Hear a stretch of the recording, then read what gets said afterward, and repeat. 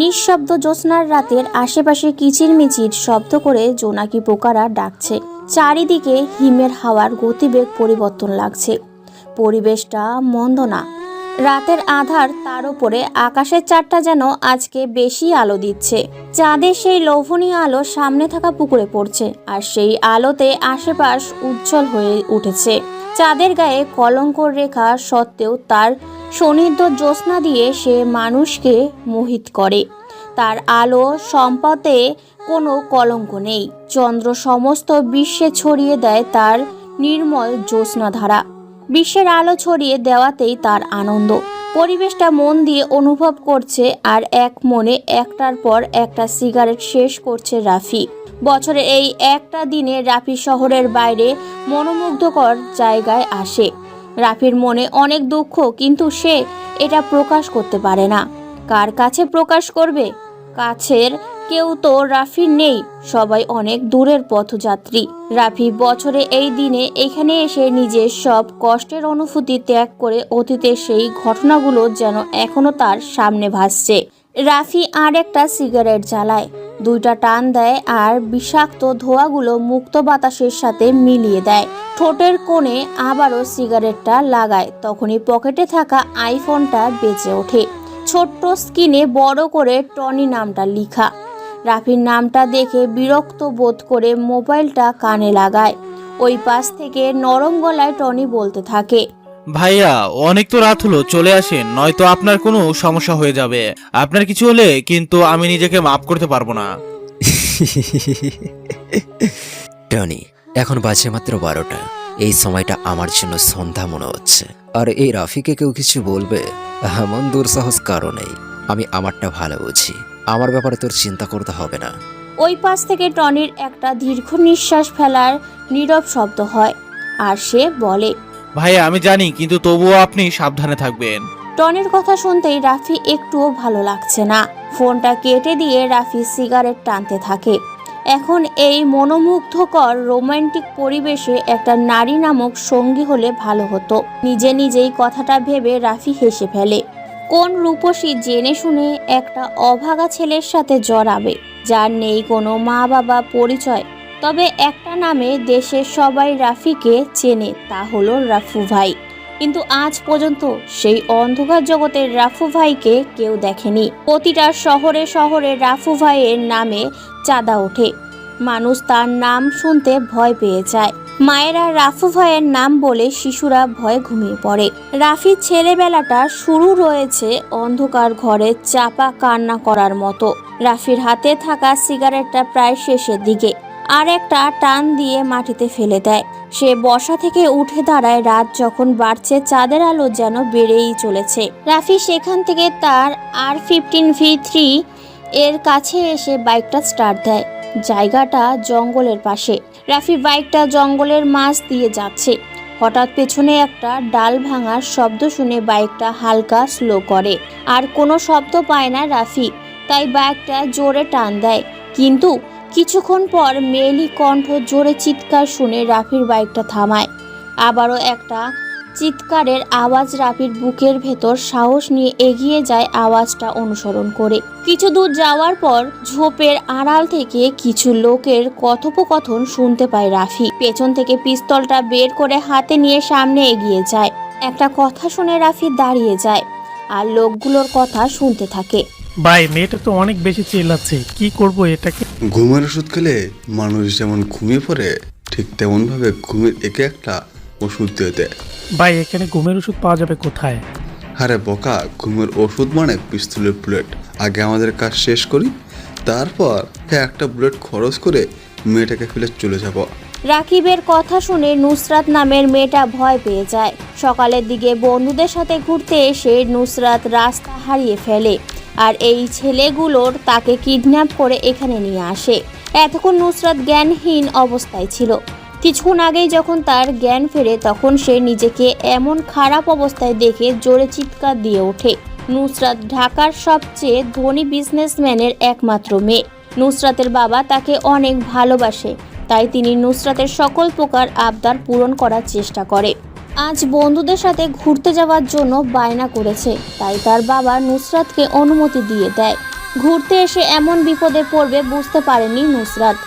এমন আধার রাতে আবারও অবিচ্ছিন্ন ভয়ঙ্কর জঙ্গলের মধ্যে 4টা ছেলে নুসরাতের দিকে লোভনীয় দৃষ্টিতে তাকিয়ে আছে। হয়তো আজকেই তার এই পৃথিবীর শেষ দিন। এটা ভাবতেই নুসরাতের অজস্র ভয় মনের ভিতর ভর করে। নুসরাত সব আশা ছেড়ে দিয়ে নিজেকে বিলিয়ে দিতে প্রস্তুত হয়ে আছে। সে জানে এই গহীন অন্ধকার জঙ্গলে তাকে রক্ষা বা বাঁচানোর মতো কেউ নেই। হঠাৎ একটা ছেলে এসে নুসরাতের শরীরে হাত দেয়। নুসরাত কেঁপে ওঠে। জীবনে এই প্রথম কোনো ছেলে খারাপভাবে হাত দেওয়ার চেষ্টা করছে তার শরীরে। অহেতুক ছেলেগুলোকে আটকানোর কোনো মানেই হয় না। নুসরাত জানে বাধা দিলেও কোনো কাজ হবে না, তাই সে আর কোনো জোরাজুরি করে না। আর একটা ছেলে নুসরাতের শরীর স্পর্শ করতে যাবে, তখনই পেছন থেকে কেউ মোটা একটা শক্ত গাছের ডাল দিয়ে ছেলেটার মাথায় মারে। ছেলেটা মাথা থেকে রক্ত বের হতে থাকে। সে তার হাত দিয়ে রক্ত বন্ধ করার বৃথা চেষ্টা করে। হঠাৎই এইরকম একটা আগন্তুকের আগমন বুঝতে পারছে না কেউ। তাদের যেন বিশ্বাসই হচ্ছে না এত গভীর রাতে অন্ধকার এই জঙ্গলে কেউ নুসরাতকে বাঁচাতে আসবে। নুসরাত আগন্তুকটার দিকে ভালো করে লক্ষ্য করে দেখে হাতে শক্ত একটা গাছের ডাল, পরনে তার ছেঁড়া জিন্স, ব্ল্যাক কালারের জ্যাকেট, মুখে জোকারের মাস্ক পরা, যার কারণে মুখটা স্পষ্ট করে বোঝা যাচ্ছে না। নুসরাত আগন্তুকটাকে দেখে বাঁচার একটু আশা করে যদি ভাগ্য তা হতে দেয়। এবার রাকিব বলতে থাকে, এই কে তুই? এত রাতে এমন অন্ধকার জঙ্গলে কি করিস তুই?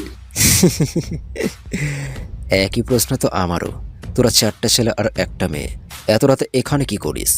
আমরা চাই করি না কেন, এটা জিজ্ঞেস করার তুই কে? যদি জানলে বাসায় যেতে চাস তাহলে এখান থেকে চলে যা।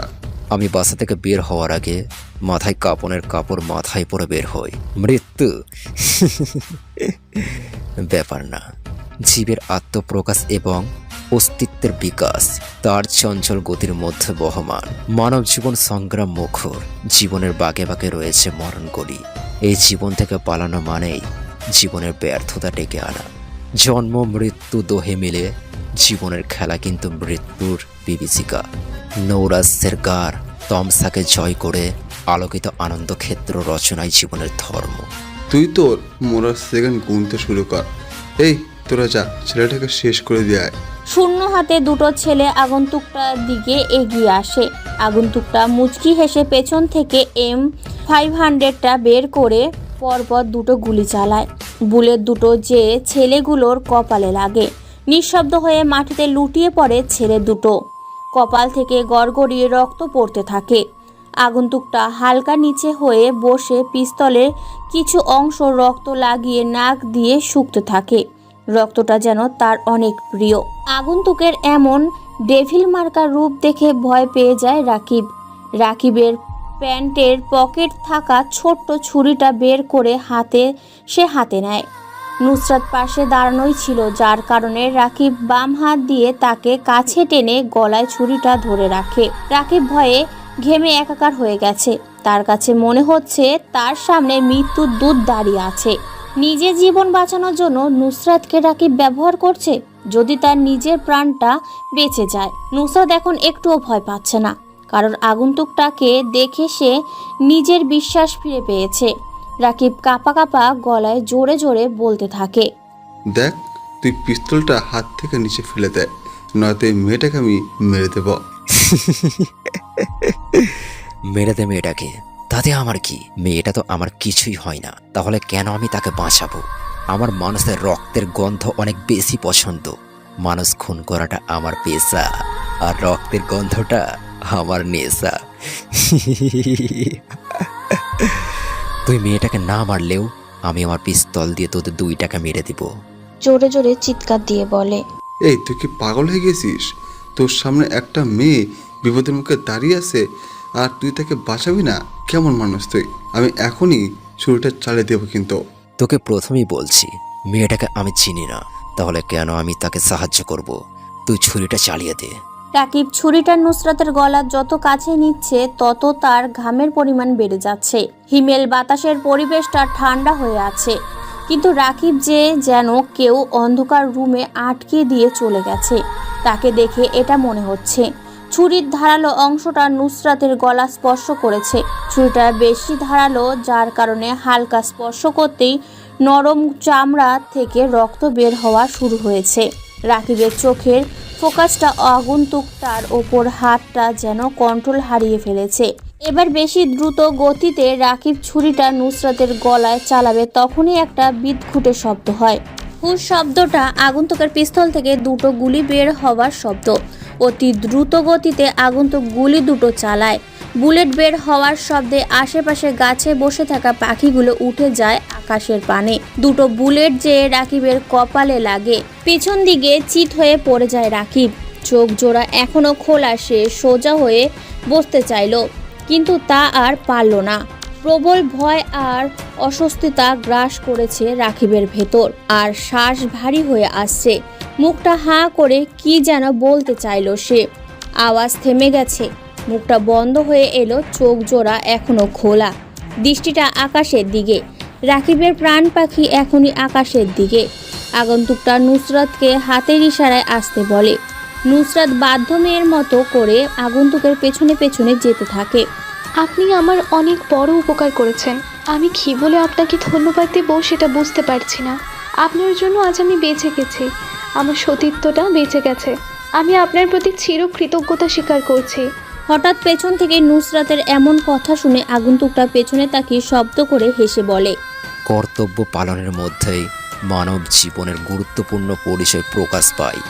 জীবনের সকল কর্মকাণ্ডের মধ্যে কর্তব্যকে অগ্রাধিকার দিতে হয়। বিশ্ব জগতের কিছু দায় দায়িত্ব সম্পাদনের জন্যই মানুষকে সৃষ্টি করা হয়েছে।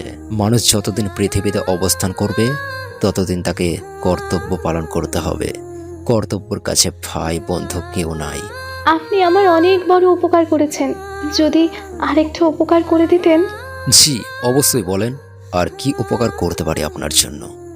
আসলে আমি আমার কিছু ফ্রেন্ডসদের সাথে ঘুরতে এসেছিলাম। রাস্তা ভুল করে অন্য রাস্তায় চলে আসি আমি। তখনই সেই ছেলেগুলো আমাকে কিডন্যাপ করে এখানে নিয়ে চলে আসে। আপনি যদি আমাকে বাসায় যাওয়ার একটা ব্যবস্থা করে দিতেন। আগন্তুকটা নুসরাতকে নিয়ে রওনা দেয় তাদের গন্তব্যের উদ্দেশ্যে। আঁকাবাঁকা রাস্তা পাশ দিয়ে চলে গেছে হাওয়া। এমন নিশিরাতে দুইটা যুবক যুবতী একই বাইকে বসে আছে। কিছুক্ষণ আগেই তাদের দেখা, কিন্তু এখন মনে হচ্ছে তারা দুজন দুজনকে কত আগে থেকেই চেনে। সকাল 8টা। রাকিব ঘুম ভাঙে। কাল রাতে ভালো করে ঘুমোতে পারেনি রাকিব। এখন সকাল সকাল টনি এসে রাকিবের ঘুমটা ভাঙিয়ে দেয়। বাসাটা অনেক পুরনো, কিন্তু ভেতর থেকে দেখলে মনে হয় না বাড়িটা এত পুরনো। দোতলার এই বাসাতে রাফি, টনি আর কিছু কাজের লোক থাকে। নাস্তা করার জন্য রাফি নিচে এসে দেখে টনি আর কাজের লোকগুলো টেবিলে খাবার সাজিয়ে পাশে দাঁড়িয়ে আছে। এটা তাদের প্রতিদিনের নিয়ম। রাফিকে সম্মান দেখানোর জন্য সবাই প্রতিদিন এভাবে দাঁড়িয়ে থাকে। রাফি মুচকি হেসে চেয়ারটা টান দিয়ে খেতে শুরু করে। কিছুক্ষণ পর রাফি লক্ষ্য করে যে টনি এক মনে চেয়ে আছে তার দিকে, আর কোনো কিছু বলার অধিক আগ্রহ নিয়ে দাঁড়িয়ে আছে। এটা বুঝতে পেরে রাফি নিজের থেকেই বলে, কিরে টনি, আমার দিকে এরকম করে চেয়ে আছিস কেন? মনে হচ্ছে কিছু বলতে চাস আমাকে। আসলে ভাই, আপনি তো জানেন আমি আপনাকে অনেক সম্মান করি। আপনার অনুমতি ছাড়া কি আমি আপনাকে বলতে পারি? যদি অনুমতি দেন তাহলে বলবো। বলে ফেল কি বলবি, তবে যেটাই বলিস না কেন সেটা যেন খারাপ কিছু না হয়। ভাই, আপনি যে একটা সিদ্ধান্ত নিয়েছেন ছদ্মবেশ নিয়ে ঢাকা বিশ্ববিদ্যালয়ে ভর্তি হবেন, এটার কি দরকার ছিল? আপনি অযথা কষ্ট করবেন কেন? আমি না হয় ছদ্মবেশ নিয়ে ভর্তি হই। রাফি কোনো কাজ করার সিদ্ধান্ত নিলে তা আগে থেকে সাজানো হয়ে থাকে। আমি চাই না আমার আসল পরিচয় কেউ জানুক, তাই ছদ্মবেশ নিয়ে আজই ভার্সিটি যাব। আমি সব কিছুর ব্যবস্থা কর। রাফির খাওয়া প্রায় শেষ। টেবিল থেকে উঠে দাঁড়ায় সে। সামনে সোফার ওপরে থাকা সিগারেটের প্যাকেট আর লাইটার নিয়ে ওপরে উঠতে উঠতে সিগারেট জ্বালায়। সিগারেটটা নিয়ে তার রুমের ব্যালকনিতে এসে দাঁড়ায়। এখান থেকে শহরটা প্রায় বেশ ভালোই বোঝা যায়। সিগারেটের বিষাক্ত ধোঁয়াগুলো মুক্ত বাতাসের সাথে মিলিয়ে দেয় আকাশপানে। আজ যেন রৌদ্রের তাপটা একটু বেশি। ভোর থেকে সূর্যটা একটু বেশিই চেতে আছে। সেই রৌদ্রের ঝকমক কিরণের অসহ্যকর তাপে রাফির শরীর ঘেমে একাকার হয়ে গেছে। সেই ঘামান্ত শরীর নিয়ে ঢাকা বিশ্ববিদ্যালয় ক্যাম্পাসে প্রবেশ করে রাফি। গুটি গুটি পায়ে গেট দিয়ে প্রবেশ করে ভার্সিটির নতুন একটা ছেলে, যার নাম রাফি। পরনে তার সাদা কালারের ফুল হাতা একটা শার্ট, বুকের বোতামটা লাগানো, চকলেট কালারের ঢিলে ঢালা একটা প্যান্ট, পায়ে এক জোড়া কম দামি চটি, চোখে মোটা ফ্রেমের স্টুডেন্ট চশমা, মাথা ভর্তি লম্বা লম্বা কালো চুল, পাশ দিয়ে ট্রেচিং করে সীতা কাটা, মুখটা শ্যামবর্ণের উজ্জ্বল। চশমা পরার কারণে রাফিকে কেমন যেন বোকা বোকা লাগছে। কম বেশি অনেক স্টুডেন্টই নতুন এই ছেলেটার দিকে তাকিয়ে আছে, বোঝার চেষ্টা করছে কে এই ছেলে। বছরের মধ্যে দিয়ে এসেছে ভার্সিটিতে, আর আগে কখনো এমন বোকা ছেলে ক্যাম্পাসে আবির্ভাব হয়নি। সবার কাছে রাফিকে হাস্যকর মনে হচ্ছে। রাফি আশেপাশে তাকায়। ভার্সিটির বিশাল মাঠটা জুড়ে রয়েছে সবুজ রঙের সমাবেশ। মাঠের কোথাও কোথাও বসে আছে কিছু যুবক যুবতী, যারা নিজেদের প্রেম আলাপ নিয়ে ব্যস্ত, আর কিছু স্টুডেন্ট তাদের অহেতুক কথোপকথন নিয়ে ব্যস্ত। এই শহরে সবাই ব্যস্ততা বিরাজমান। কেউ ক্ষুধার তরণায় কাজের সন্ধানে ঘুরে বেড়ায় ব্যস্ত শহরে এক মুঠো ভাতের আশায়। অপেক্ষার প্রহর গুনতে হয় তাদের, কিন্তু এই শহর কি দেয় তাদের? শূন্য হাতে ফিরিয়ে দেয় তাদের। যাদের ভুরি ভুরি টাকা আছে, ক্ষমতা আছে, সবাই তার পেছনে পড়ে আছে। রাফি আর একটু সামনে এগিয়ে যায়। কিছু ছেলে বাইকের ওপর আরাম করে বসে বসে সিগারেট ফুঁকছে, আর সামনে দিয়ে যেই মেয়েগুলো যাচ্ছে সবার মুখের ওপর ভিতর থেকে ছাড়া সেই ধুঁয়োগুলো নিক্ষেপ করছে। রাফি তাদেরকে পাশ কাটিয়ে চলে যাবে, তখনই বাইকের ওপরে বসা আরাফ নামের ছেলেটা রাফিকে ডাক দেয়। রাফি পেছনে ফিরে দাঁতগুলো বের করে বোকার মতো একটি হাসি দিয়ে ছেলেগুলোর সামনে যে দাঁড়ায়। ছেলেগুলো রাফির দিকে মজার দৃষ্টিতে তাকিয়ে বলে, কিরে, নাম কি তোর? জি, রাফু। না, রাফি আমার নাম। রাফি নামটা ঠিক আছে, কিন্তু রাফু উচ্চারণ করিস কেন? রাফু ভাইকে চিনিস তুই? না না, আমি কোনো রাফু ভাইকে চিনি না। কে রাফু ভাই? তুই এমন করে আটকে আটকে কথা বলছিস কেন? মনে হয় রাফু ভাইয়ের নাম শুনে ভয় পেয়ে গেছিস। এই শহরে এমন কেউ নেই যে রাফু ভাইকে চিনে না। ছোট থেকে বড় সবার জন্য রাফু নামটা আতঙ্কের প্রতীক। ভাই, আমি সত্যি কখনো রাফু নামের কাউকে চিনি না। যদি আপনি দয়া করে আমাকে রাফু ভাইয়ের একটা ছবি দেখাইতেন, তাহলে ভালো করে চিনতে পারতাম। এই দেখ সবাই কি বলে, এই ছেলে সে নাকি রাফু ভাইকে দেখবে। শালা রাফু ভাইকে চিনতে ছবির দরকার পড়ে না, তার নামটা যথেষ্ট। আর তুই বলছিস রাফু ভাইকে দেখবি? ভাই, আপনিও কি রাফু ভাইকে দেখেন নাই? মাদারে বাচ্চা, কতক্ষণ ধরে বলবো রাফু ভাইকে কেউ কখনো নিজের চোখে দেখেনি? উনি এমন একজন লোক যার সামনে 100 জন মানুষ মারা কোনো ব্যাপার না। তার কথায় এমপি মন্ত্রী সবাই উঠে বসে। আচ্ছা, রাফু ভাই যদি আপনার সামনে আসে, তখন আপনি কি তাকে চিনতে পারবেন? এমন বকা বকা প্রশ্ন করিস কেন? রাফু ভাই আমার সামনে অহেতুক আসবে কেন? আর আসলেও আমি চিনতে পারবো। তার ভয়ঙ্কর আগমন, পরনে থাকে কালো রকস্টারের ড্রেস, মুখে ভূতের মাস্কের মধ্য দিয়ে কাটা, যেটা দিয়ে ভাই সিগারেট টানে। আরাফের কথা শুনে রাফি মুচকি হেসে বলে, ভাই, বর্ণনা শুনে মনে হলো উনি ভয়ঙ্কর একটা মানুষ। আর আমার মনে হয় রাফু ভাইয়ের সাথে আপনার দেখা হয়ে গেছে, সেটাও আবার অনেক কাছ থেকে, কিন্তু আপনার অজান্তি হয়ে গেছে। তুই যে বড় একটা বোকা সেটার প্রমাণ দিয়ে দিলি। রাফু ভাই আমার সামনে এসেছে, আর আমি নিজে জানি না, তুই সেটা ভালো জানিস। এই রিফাত, একটা সিগারেট জ্বালিয়ে রাফির কাছে দে। ভাই, আমি তো সিগারেট খাই না, আমার কাছে সিগারেটের ধোঁয়াগুলো সহ্য হয় না। রাফির এমন কথা শুনে উপস্থিত সবাই জোরে জোরে হাসতে থাকে, যার কারণে আশেপাশে অনেক স্টুডেন্টই ফোকাস রাফিদের দিকে। রিফাত পকেট থেকে একটা সিগারেটের প্যাকেট আর একটা লাইটার বের করে সিগারেটে আগুন জ্বালায়। ডান হাত দিয়ে সাবধানে সিগারেটটা রাফির ঠোঁটের কাছে নিয়ে আসে। এটা দেখে রাফি পেছাতে থাকে। শিয়াম নামে ছেলেটা পেছন থেকে রাফিকে আটকিয়ে দেয়। রিফাত জোর করে রাফির ঠোঁটে সিগারেটটা লাগিয়ে দেয়। অসাবধানতার কারণে জ্বলন্ত সিগারেটটা রাফির গোলাপি নরম ঠোঁটে লেগে হালকা পুড়ে যায়। সিগারেটের বিষাক্ত ধোঁয়াগুলো রাফির মুখের ভেতরে যাওয়ার জন্য সে জোরে জোরে কাশতে থাকে। আশেপাশে কেউ আরাফাতদের বাধা দিতে আসছে না, সবাই দূরে দাঁড়িয়ে মজা নিচ্ছে। রাফি নিজের কল্পনাও করতে পারছে না যে আজকে ভার্সিটির প্রথম দিনেই তাকে এমন হেনস্থা হতে হবে। রাফির মাথাটা নিচু করে দাঁড়িয়ে আছে। তুই দেখি অনেক বোকা, ভার্সিটিতে পড়িস এখনও সিগারেট টানতে পারিস না? তোকে ভার্সিটিতে নতুন দেখছি, কোন ইয়ারে পড়িস? রাফি মাথাটা নিচু করে আস্তে আস্তে জবাব দেয়। ভাইয়া, আমি 2য় বর্ষে ভর্তি হয়েছে। তুই তো তাহলে আমাদের সবার জুনিয়র। এখন থেকে প্রতিদিন আমাদের সাথে দেখা হলে সালাম দিবি। আর তুই হয়তো আমার পরিচয় ভালো করে জানিস না, কিছুদিন নিয়মিত ভার্সিটিতে থাক, তাহলে এমনিতেই বুঝে যাবি আমি কে। রাফি মাথাটা নাড়ায়, যার মানে সে তাদের সম্মান করবে। পৃথিবীটা বড়ই নিষ্ঠুর, যেখানে ভালো মানুষ আনাগোনা বেশি সেখানে খারাপ লোক কিছু থাকবেই। জীবনটাকে প্রায় খুব একঘেয়ে লাগে। কখনো কি এমনটা মনে হয়েছে যে আপনি নিজেই নষ্ট করেছেন নিজের জীবনটা? কিংবা মাঝে মাঝে বিষণ্ণতায় নিজের জীবনের প্রতি বিরক্ত চলে আসে? এমন পরিস্থিতি প্রায় প্রতিটি মানুষের জীবনে আসে। মাঝে মাঝে সব কিছুকে খুবই অর্থহীন মনে হয়। নিজের জীবনটাকে বদলে ফেলা যায় নিজের জীবনটিকে বদলে দিয়ে নতুনভাবে জীবনের অর্থ খুঁজে নিতে নিজেকেই কিছু প্রশ্ন করি। কি অবাক বিষয়! অবাক হলেও সত্যি যে নিজেকে কিছু বিশেষ প্রশ্ন করে নিজের মনে মনে উত্তর পাওয়া যায়। নিজের মনের কাছে এই প্রশ্নগুলো করলে সত্যি জীবনটা বদলে যাবে এবং জীবনটাকে অনেক বেশি অর্থবহন মনে হবে। রাফি তার নিজের জীবন থেকে অনেক কিছু শিখেছে। আজ এটা তার নতুন একটা অনুভূতি সৃষ্টি। শোষিতের হাতে সবচেয়ে বেশি নির্যাতিত হয়। যে কখনো সম্মান পায়নি সে জানে না অন্যকে কিভাবে সম্মান করতে হয়। রাফি নিজের পরিচয় গোপন রেখে আজ তা বুঝতে পারছে। রাফি নিজের শত্রুকে খুব কাছ থেকে জানে। সে এটা সব সময় চিন্তা করে শত্রুকে ক্ষমা করে দাও, কারণ তুমি বড় মনের মানুষ, তাই নয় কারণ শত্রুদের নিয়ে ভাববে। তুমি ততটা পিছিয়ে পড়া মানুষই তো নও। রাফি ক্লাসের দিকে রওনা দেয়। 2য় বর্ষের ইকোনমিক্স ডিপার্টমেন্টটা বেশ সুন্দর আর বড়। এখনও ক্লাসে কোনো শিক্ষক প্রবেশ করেনি। রাফি ক্লাসে প্রবেশ করে। সবাই অবাক দৃষ্টিতে তার দিকে তাকিয়ে আছে।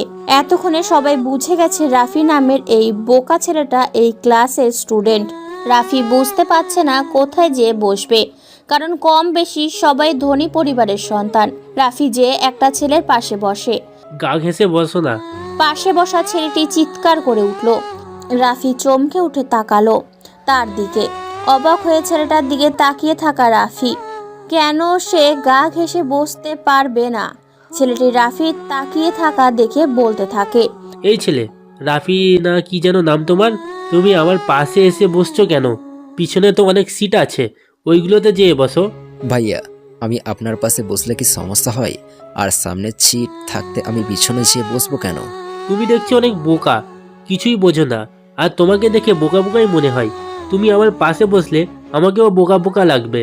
তোমার সাথে আমার কি চাই দেখো একবার। ভাইয়া, আমি তো নতুন, আপনার পাশেই বসি। বসতে পারো একটা শর্তে, তুমি আরো দূরে যেয়ে বসো, আমার আশেপাশে যেন তোমাকে না দেখি। রাফি মাথা নাড়ায়। সে বসে বসে চিন্তা করছে পৃথিবীতে সব থেকে নির্লজ্জ হলো মানুষের মন।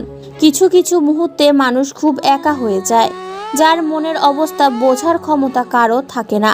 জীবন তো বহমান নদী, থেমে থাকে না। অনেক কিছু আশা থাকলেও পাওয়া হয় না।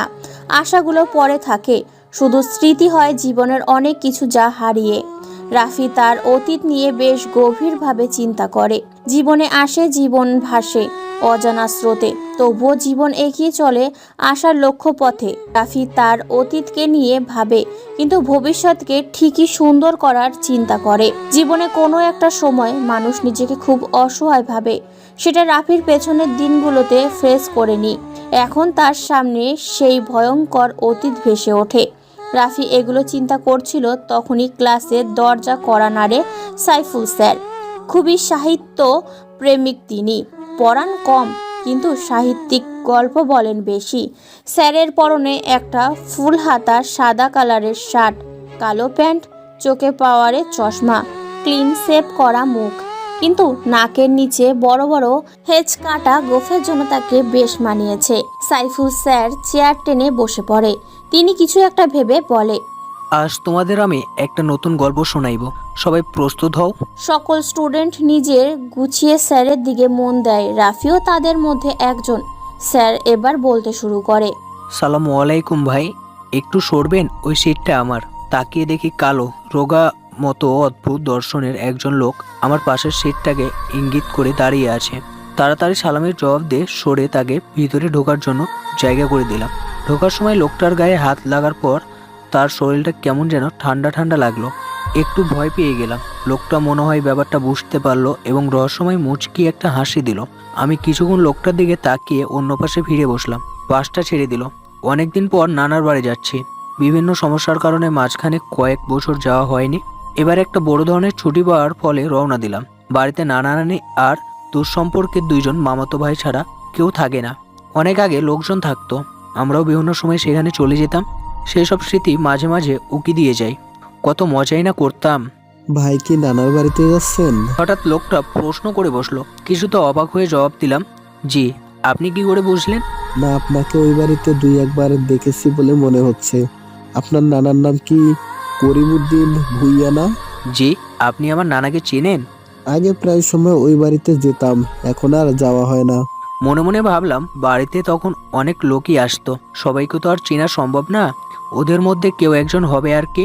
এমন সময় ভিন্ন দিক থেকে হর্নের শব্দে কানে আসতে শুরু করলো।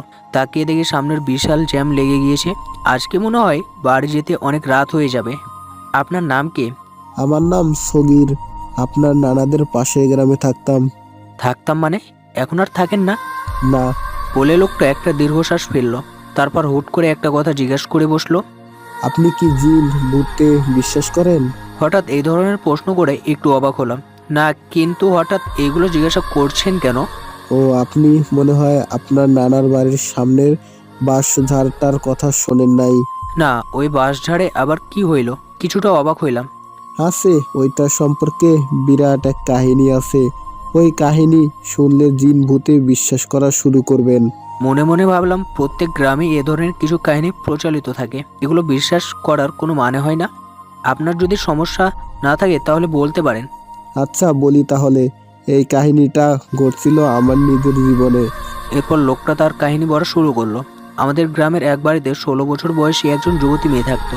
বাড়িতে তার সাথে তার বাবা মা আর ছোট একটা ভাই থাকতো। মেয়েটি দেখতে বেশ সুন্দর ছিল, যার ফলে প্রায় সব গ্রামের বকেটে ছেলেরা তাকে বিরক্ত করত। একবার অন্য গ্রাম থেকে আসা একজন ছেলে তাকে প্রেমের প্রস্তাব করে, কিন্তু মেয়েটা তার প্রস্তাব ফিরিয়ে দেয়, যার ফলে ছেলেটা তাকে স্কুল যাওয়ার পথে এবং বিভিন্ন সময় দেখা হলে বিরক্ত করত। একবার ওই ছেলেটা দলবল নিয়ে গ্রামে এসে মেয়েটাকে রাস্তা থেকে ধরে ওই বাসঝাড়ে নিয়ে যায়। সেখানে তারা মেয়েটাকে ধর্ষণ করে। এরপর তারা মেয়েটাকে মেরে ফেলে এবং সেখানেই ফেলে রেখে চলে যায়। পরের দিন ওই জায়গা থেকে মেয়েটার লাশ উদ্ধার করা হয় এবং ইমাম সাহেবের ফতোয়া অনুসারে জানাজা ছাড়াই কবর দেওয়া হয়। এর আগে পুলিশের লোকজন এসে দেখে যায়, কিন্তু তারা কিছুই করতে পারে না। এই ঘটনার পর থেকে মেয়েটার পরিবার ওদের ঘরবাড়ি ফেলে অন্য কোথাও চলে যায়। লোকটা একবারও না থেমে বলে যেতে থাকে। তখন থেকেই গ্রামের লোকজন বলাবলি করতে থাকে ওই বাসায় নাকি প্রায় সময় একটা মেয়েকে একা বসে কাটতে দেখা যায় এবং যুবক ছেলে দেখলে ধরে নিয়ে যায়। তাই লোকজন রাতের বেলা ওই রাস্তাটা খুব একটা বেশি দরকার না হলে ব্যবহার করতো না। আমার বয়স তখন খুব একটা বেশি ছিল না, তাই সবাই আমাকে ওই জায়গা দিয়ে চলতে নিষেধ করতো। কিন্তু আমি এসব বিষয়কে খুব একটা পাত্তা দিতাম না, ওগুলোকে গুজব বলেই মনে করতাম। তারপর ওই জায়গা দিয়ে খুব একটা যেতাম না। কথাগুলো বলে থামে সাইফুল স্যার। ওনাকে দেখে মনে হচ্ছে বেশ হাঁপিয়ে উঠেছে। বয়স বেড়েছে এখন। বেশি কথা বললেই নিজের কাছেও কেমন যেন বিরক্ত বিরক্ত লাগে। সবার দিকে চেয়ে দেখে সব স্টুডেন্ট ওনার দিকে আগ্রহের দৃষ্টিতে তাকিয়ে আছে। স্যার মুচকি হেসে বলে, গল্পটা এখনো শেষ হয়নি। আজ আমি হাঁপিয়ে উঠেছি, কালকে পরেরটুকু বলবো। কথাটা বলে তিনি আর থামেন না, বেরিয়ে যায় নিজের গন্তব্যে। সকাল থেকে ছিল সূর্যের প্রচণ্ড তেজ। দুপুরবেলা মাটিতে পা ফেলার যাচ্ছিল না। বাইরে তাকালে যেন চোখ ঝলসে যেতে চাইছিল। বিকেলের দিকে আকাশে হালকা কালো মেঘ জমতে শুরু করলো। সবাই বলা বলি করতে লাগলো, এবার বৃষ্টি নামবে, কিন্তু বৃষ্টির প্রতিকার অবসান আর হয় না। আবার আকাশ থেকে মেঘও সরে যায় না। কি হবে? বৃষ্টি হবে। রাত বাজে 10টা। বাইরে ঝিঝি করে বৃষ্টি পড়ছে। রিমঝিম রিমঝিম বৃষ্টির একটানা শব্দে মন আচ্ছন্ন হয়ে যায়। গাছের শাখা বাতাসের ঝাপটা কানে বাজে। রাফি কালো কালারের রেনকোটটা পরে বাইকের চাবিটা হাতে নেয়। 2 কদম এগিয়ে সামনের দিকে গেলে টনির সাথে দেখা হয় রাফির। টনিও কালো কালারের একটা রেনকোট পরে দাঁড়িয়ে আছে। দেখে মনে হচ্ছে কারো অপেক্ষা করছিল দাঁড়িয়ে। রাফি ছোট ছোট চোখ করে টনির দিকে তাকিয়ে বলে, টনি, এখানে রেড কোট পরে দাঁড়িয়ে আছিস কেন? মনে হয় কারোর জন্য অপেক্ষা করছিলি। ভাই আজকের রাতের মিশনের জন্য রেডি হয়ে আপনার অপেক্ষা করছি, চলেন ভাই। আজকে আমি একাই মিশনে বের হব, কাউকে আসা লাগবে না। রেড কোট খুলে রেস্ট কর। ভাই আমি অন্ততপক্ষে আপনার সাথে যাই, আপনার যদি কিছু হয়ে যায় তাহলে। রাফি তার ডান হাতটা হালকা উঁচু করে বলে, টনি, আমি বেশি কথা বলা পছন্দ করি না। আমি জানি আমার কিছু হবে না, তবে শিয়ালের মতো 1000 বছর না বেঁচে সিংহের মতো একদিন বাঁচা ভালো। রাফি কথাটা বলে সামনের দিকে এগিয়ে যায়। টনিকে কোনো প্রকার কথা বলার সুযোগ না দিয়েই ব্ল্যাক কালারের বাইকের চেয়ে বসে রাফি। গন্তব্য এখন শহরের কিছু বিশৃঙ্খলা সৃষ্টিকারী লোকের উদ্দেশ্য। ওসমান, শফিক, রাব্বি ঢাকা শহরের টপ মাফিয়া সালমানের অতি কাছের লোক। যত ধরনের মামলা আছে সবগুলো ওদের নামে করা, কিন্তু সালমানের ক্ষমতার কারণে কেউ কিছু বলতে পারে না। প্রতিদিন ওরা 3 জন মদ জুয়া খেলার জন্য পাশের বড় একটা ক্যাসিনোতে যায়। আজকে মনে হয় বেশি মদ খেয়ে ফেলেছে, তাই হেলে দুলে হাঁটতে হাঁটতে বাসার উদ্দেশ্যে রওনা দেয়। হালকা হালকা ঝিরিঝিরি বৃষ্টি পড়ছে, তাই ওরা 3 জনই একটু জোর গতিতে পা চালায়। হঠাৎ তারা দেখতে পায় রাস্তার মাঝে বাইকের ওপর আরাম করে বসে সিগারেট ফুঁকছে কোনো এক অজানা আগন্তুক। 3 জনের মধ্যে সবচেয়ে বেশি ঝামেলা পছন্দ করে ওসমান। ওসমান একটু এগিয়ে যায় আগন্তুকের দিকে। ওসমানের শরীরটা কাক ভেজা, মুখে কালো কালারের স্টাইল করা দাড়ি থেকে টুপটুপ করে পানি ঝরছে। বৃষ্টির পানির জন্য সবাই নেশা কেটে গেছে।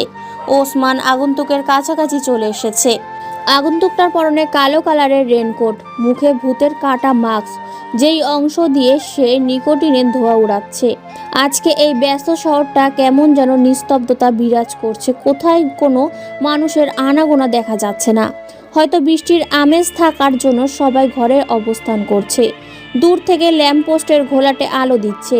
পিচ ঢালা রাস্তাটা আজ বৃষ্টির পানিতে বিদঘুটে কালো আকৃতি ধারণ করেছে। আগন্তুকের হাতে থাকা সিগারেটটা শেষ হয়ে গিয়েছে। সিগারেটের না পুরা অংশটুকু ভেজা রাস্তার উপর ফেলে দেয়। রেনকোটের পকেট থেকে আর একটা সিগারেট আর লাইটার বের করে সিগারেটে আগুন ধরায়। তখনই ওসমান তার ডান হাত দিয়ে আগন্তুকের হাত থেকে সিগারেট আর লাইটারটা কেড়ে নেয়। আগন্তুকটা কিছু বলে না, শব্দ করে একটা হাসি দেয়। এমন হাসির শব্দ শুনে পেছনে থেকে রফিক আর রাব্বি ওসমানের থেকে কিছু দূরত্বে অবস্থান করে। ওসমান বেশ গম্ভীর গলায় আগন্তুককে উদ্দেশ্য করে বলে, এই বৃষ্টির অন্ধকার রাতে তুই রাস্তার মাঝে বাইক থামিয়ে বসে বসে সিগারেট ফুঁকছিস কেন? আগন্তুক কিছু বলে না, আবারও একটা বিদঘুটে হাসি দেয়। এটা দেখে পেছন থেকে শরীফ উচ্চ কণ্ঠে বলে ওঠে, কিরে তুই এমন করে হাসছিস কেন? কে তুই? আর এখানে স্থির হয়ে বসে আছিস কেন? আগন্তুকটা এবার মুখ খুলল। আমি কে সেটা আমি নিজেও জানি না, তবে নিজের পরিচয় নিজে দিতে কেমন যেন লাগে, তাই নিজের নাম আর পরিচয়টা ছড়িয়ে দিয়েছি মানুষের মাঝে।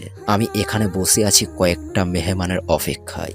এত রাতে কোন মেহমানরা আসবে যার জন্য তুই রাস্তার মাঝে পথ আটকে এভাবে বসে থাকবি?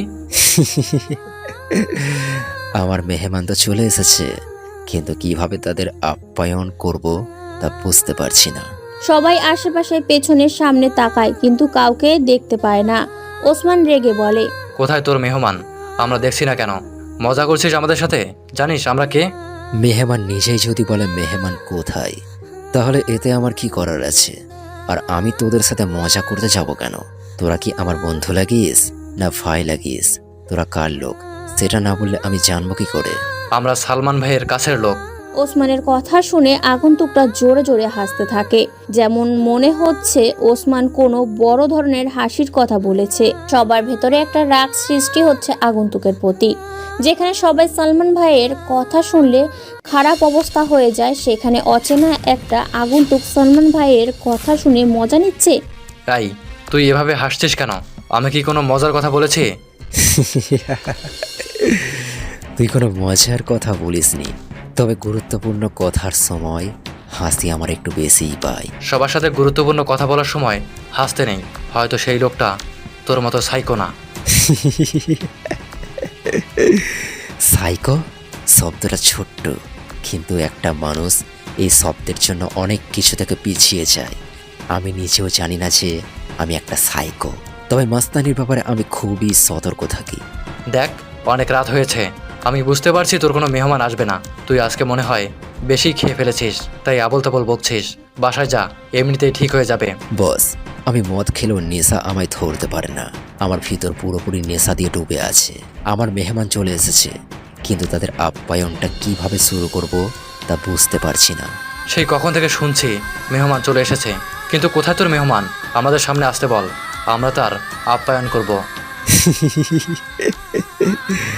আজকের সবচেয়ে বড় মেহমান তো তোরা সবাই, কিন্তু তোদের আপ্যায়ন যে কিভাবে করব।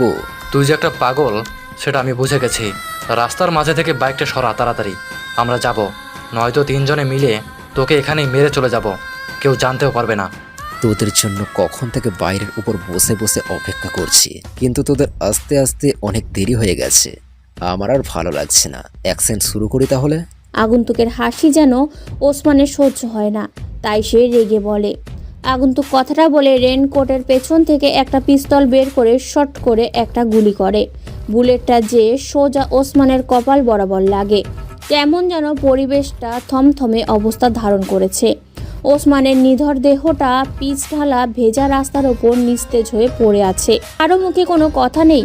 হঠাৎ কথার মাঝে আগন্তুকটা এইবারে গুলি চালাবে কেউ ভাবতেও পারেনি। আগন্তুকটা পিস্তলটা আবারও রিলোড দিয়ে নেয়। পিস্তলটা সোজা রাব্বির দিকে তাক করে, শুধু ট্রিগার চাপ দেওয়ায় বাকি আছে। আগন্তুকের হাতে দ্বিতীয় শাড়ির আঙুলটা দিয়ে হালকা করে ট্রিগারে ছোঁয়া দেয়। রাব্বির গলা শুকিয়ে গেছে, মনে হয় এখনই কেউ 10 লিটার পানি দিলে সেটাও সে শেষ করে দিবে। ট্রিগারে হালকা করে একটা চাপ আর পৃথিবী থেকে রাব্বির নামটা মুছে যাবে। সত্যি সত্যি যেন এইবার আগন্তুক তার পিস্তলের ট্রিগারে জোরে চাপ দিয়ে দিল। 78 ডিগ্রি তাপমাত্রার গরম বুলেটটা যে রাব্বির গলায় লাগে। ডান হাত দিয়ে গলা চেপে বাঁচার বৃথা চেষ্টা করে রাব্বি। তার নিধর দেহটাও পিচ ঢালা ভেজা রাস্তায় পড়ে যায়। ওসমান আর রাব্বির এমন করুণ অবস্থা দেখে শরীফ ভয়ে ভয়ে পেছন থেকে তার পিস্তলটা আগন্তুকের দিকে তাক করে ধরে রাখে। আগন্তুক সরু চোখে শরীফের দিকে চায়। শরীফ ছেলেটা অল্প বয়সেরই, 23-24 হবে হয়তো। কালো রঙের শরীর, তার মুখে হালকা হালকা দাড়ি দেখা যাচ্ছে। শরীফের হাত কাঁপছে, তবুও সে আগন্তুকের দিকে গানটা ধরে আছে। আগন্তুক মাটি থেকে লাইটারটা উঠিয়ে পকেট থেকে একটা সিগারেট বের করে জ্বালায়। সোজা যে বাইকের ওপর হেলান দিয়ে বসে। সিগারেটের জোরে 2টা টান দিয়ে শরীফের উদ্দেশ্য করে বলে, কিরে, ভয় পেয়েছিস? এগুলো দেখে ভয় পাওয়ার কিছু নেই। তোকে মারবো না আমি, কিন্তু সেটা একটা শর্তে। যদি তুই আমাকে কিছু তথ্য দিতে পারিস, তাহলে আমি তোকে এক্ষুনি ছেড়ে দেব। শরীফ মনে হয় কিছুটা নিশ্চিন্ত হয়েছে, তাই সে হাতে থাকা পিস্তলটা নামিয়ে নেয়। ডান হাত দিয়ে মুখের ঘামটা ছিটে ফোটা বৃষ্টির পানির ফোঁটাগুলো মুছে নেয়। এমন ঠান্ডা একটা পরিবেশে শরীফ ভয় পেয়ে ঘেমে একাকার হয়ে আছে। ভয়ে কাতর গলায় শরীফ বলতে থাকে, ভাই, কি তথ্য জানতে চান আপনি? নিরীহ মানুষকে ভয় পেতে দেখলে আমার অনেক মজা লাগে, কিন্তু আজ প্রথম কাউকে দেখে কেমন যেন মায়া লাগছে। তুই এখন আমাকে বল, সালমানকে আমি কোথায় পাবো? ভাই, আমি কিভাবে বলবো সালমান ভাই এখন কোথায় থাকে? আমি কিছুই জানি না এই বিষয়ে। উসমান সবসময় সালমান ভাইয়ের সাথে বেশি থাকতো, আমি তো তেমন কিছু ভালো করে জানি না। আমাকে ছেড়ে দেন ভাই, প্লিজ। ছেড়ে দেব? সেই ভুলটা আমি আর করছি না। এই রাফি বেশি কথা আর বেশি প্রশ্ন করা পছন্দ করে না। আমি নিজে নিজে সালমানকে বের করব, তবে এখন তোকে বাঁচিয়ে রাখা আমার ঠিক হবে না। ভালো থাকিস উপরে। আগন্তুক তার পিস্তলটা দিয়ে সোজা একটা গুলি করে। গরম বুলেটটা যে শরীফের কপালে লাগে। কপাল ফেটে তাজা রক্ত বের হতে থাকে। বৃষ্টির আমেজে আজকের শহরটা কেমন যেন নীরব হয়ে আছে। দূর থেকে ভেসে আসছে কিছু পাতি কুকুরের বিদঘুটে ডাক। হয়তো ওরা এতক্ষণে তাজা রক্তের গন্ধ পেয়ে গেছে। বৃষ্টি থাকার জন্য আসতে পারছে না। বৃষ্টির গতিবেগ বেড়েই চলেছে। ঝিরঝির থেকে এখন বড় বড় ফোঁটার মুষলধারে বৃষ্টি পড়ছে। মাঝে মাঝে আবারও জোরে জোরে বিদ্যুৎ চমকানোর বিকট শব্দে কেঁপে উঠছে শহরটা। জায়গাটা আগের মতো থাকবে, তবে কাল সকাল থেকে এই জায়গায় মানুষ ভয়ে ভয়ে চলাচল করবে।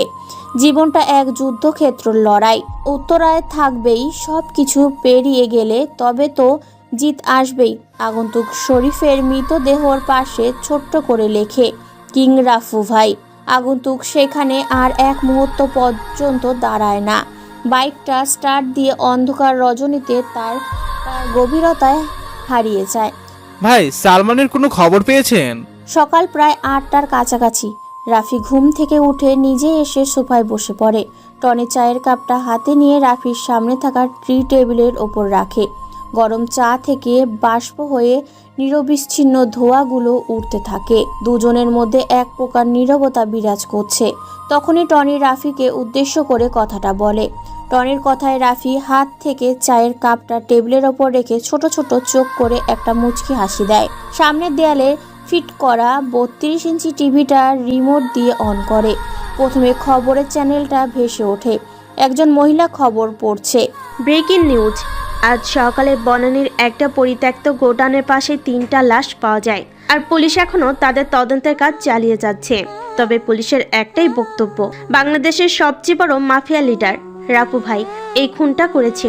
কিন্তু রাপু ভাই এই শহরে এসে 3জন লোক খুন করেছে।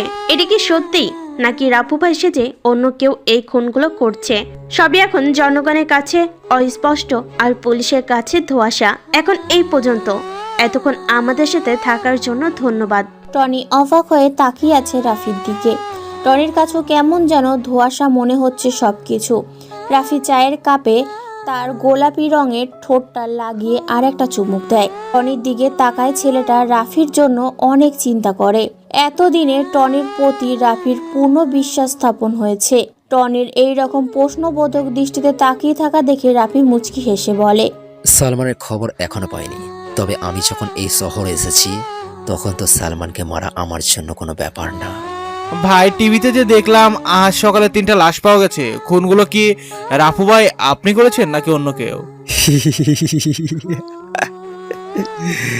কালকের রাতেই মিশনটা আমি একাই শেষ করেছি, তবে মিশনে কাকে কাকে মেরেছি সেটা তোর কাছে ধোঁয়াশা হয়ে থাকলো। রাফির বসা থেকে উঠে দাঁড়ায়। টনিকে আর কিছু বলার সুযোগ না দিয়ে ওপরে চলে যায়। টনি বসে বসে ভাবছে রাফু ভাই কি সত্যি কালকে রাতে মিশনের সেই 3টা ছেলেকে মেরেছে, নাকি তার নামধারী অন্য কেউ। চিন্তায় চেতনা করতে করতে হয়তো উত্তরটা টনির কাছে বের হয়ে আসবে। প্রতিটা ছোট ছোট চা স্টলে বসে বসে কিছু লোক আজকে সকালে লাশের সম্বন্ধে বিভিন্ন ধরনের আওড়ানো কথা বলছে। সাধারণত এইসব ছোট ছোট দোকানেই অনেকে অনেক কথা বলে থাকে। রাফি তাদের কিছু কথা শুনে মুচকি হেসে বাসটির উদ্দেশ্যে রওনা দেয়। কালকে রাতে বৃষ্টি হওয়ায় রাস্তা নিচু জায়গাগুলোতে পানি জমে আছে। আজকে আবারও গতকালকের মতো কড়াকড়ি ভাবে রোদ্দুর উঠেছে। হয়তো এটাই হওয়া আজকে। রাফি হাঁটছে অন্য মনস্ক ভঙ্গিতে, উদ্দেশ্যহীন মানুষের মতো করে হাঁটা। অথচ রাফির একটা গন্তব্য আছে, সেটা হলো ঢাকা বিশ্ববিদ্যালয়। রাফি মাথাটা নিচু করে আগের মতো মাঠ পেরিয়ে ক্লাসের দিকে রওনা হয়। আজকেও সেই সাইফুল স্যারের ক্লাস। রাফি স্যারের কথাগুলো খুব মনোযোগ দিয়ে শোনে। স্যারের বলা গল্পটা রাফি কালকে অনেকক্ষণ ভেবেছে, কিন্তু অনেক রহস্য রয়ে গেছে মনের গহীনের অচরে। কালকের মতো আজ রাফির মধ্যে বেঞ্চে বসা ভুল করতে চায় না। শেষের দিকে ছোট্ট একটা বেঞ্চে যেয়ে বসে সে। বেঞ্চটা জানালার পাশে, যার কারণে বাইরে কি হচ্ছে সব কিছু স্পষ্টভাবে দেখা যায়। রাফি জানালা দিয়ে বাইরের দিকে তাকায়। আকাশ আজকে সূর্যের তাপমাত্রা অনেকটাই বেশি। কালকে বিকেলে সেই অন্ধকার ভাবটা এখন কেটে গিয়ে নীল আর সাদা রং ধারণ করেছে। এই শহরে সবাই নিজের কাজে নিজেই ব্যস্ত। কেউ নিজের পরিবার চালাতে বেরিয়েছে কাজের উদ্দেশ্যে, আর কিছু ধনী ব্যক্তি অফিসের জন্য বিশাল বিশাল গাড়িতে করে বসে আছে। রাফি এগুলো চিন্তা করছিল, তখনই ক্লাসে সাইফুল স্যারের প্রবেশ করে। আজকে স্যারের মুখে তেমন কোনো হাসির উজ্জ্বল নেই। কেমন যেন উস্কো খুস্কো দেখা যাচ্ছে। মনে হয় কালকে রাতের ভালো মতো ঘুম হয়নি তার। সবাই লক্ষ্য করছে বিষয়টা।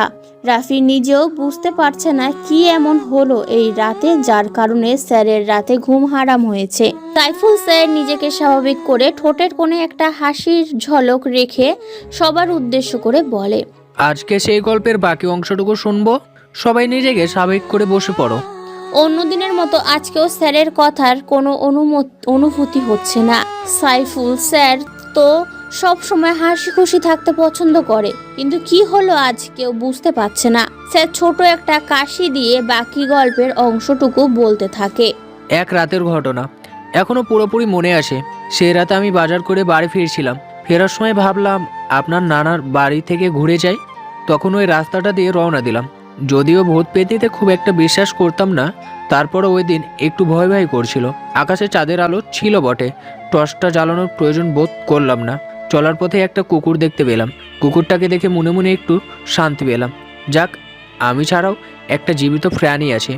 কুকুরটাও কী ভেবে আমার পিছু পিছু আসতে শুরু করলো। তখন কিছুই বুঝি নাই, ভেবেছিলাম কুকুরটা আমার বাজার করা জিনিসগুলো লোভে পিছু পিছু আসছে, আর কুকুরটার সাথে আছে বলে সাহসটাও একটু বেড়ে গিয়েছিল, তাই আর পাত্তা দেয় নাই। কিছু দূর যাওয়ার পর যখন বাসঝাটটার কাছে আসলাম, তখন হঠাৎ করে কার যেন হাসির শব্দ কানে বাজলো। এবার একটু আগ্রহ বোধ করলাম, একটু ভয়ে ভয়ে লাগতে শুরু করলো। ও রাস্তা দিয়েই তো আমাকে বাড়ি যেতে হবে। লোকটা না থেমে বলে যেতে লাগলো। ও জায়গায় এক রাতে কে হাসাহাসি করতে যাবে ভাবতে কুকুরটা কেঁপে উঠলো। পরক্ষণে দেখি বাসঝাটটার তলায় একটা মেয়ে বসে কান্না করছে। সাথে সাথে ভয়ে পুরোপুরি জমে গেলাম। তখন খেয়াল হলো তাড়াতাড়ি এখান থেকে চলে যাওয়া উচিত, কিন্তু কিছুতেই পা নড়াতে পারছি না। মনে হলো কেউ যেন আটকে রেখেছে। কুকুরটা তখন আমার পাশে দাঁড়িয়েছিল।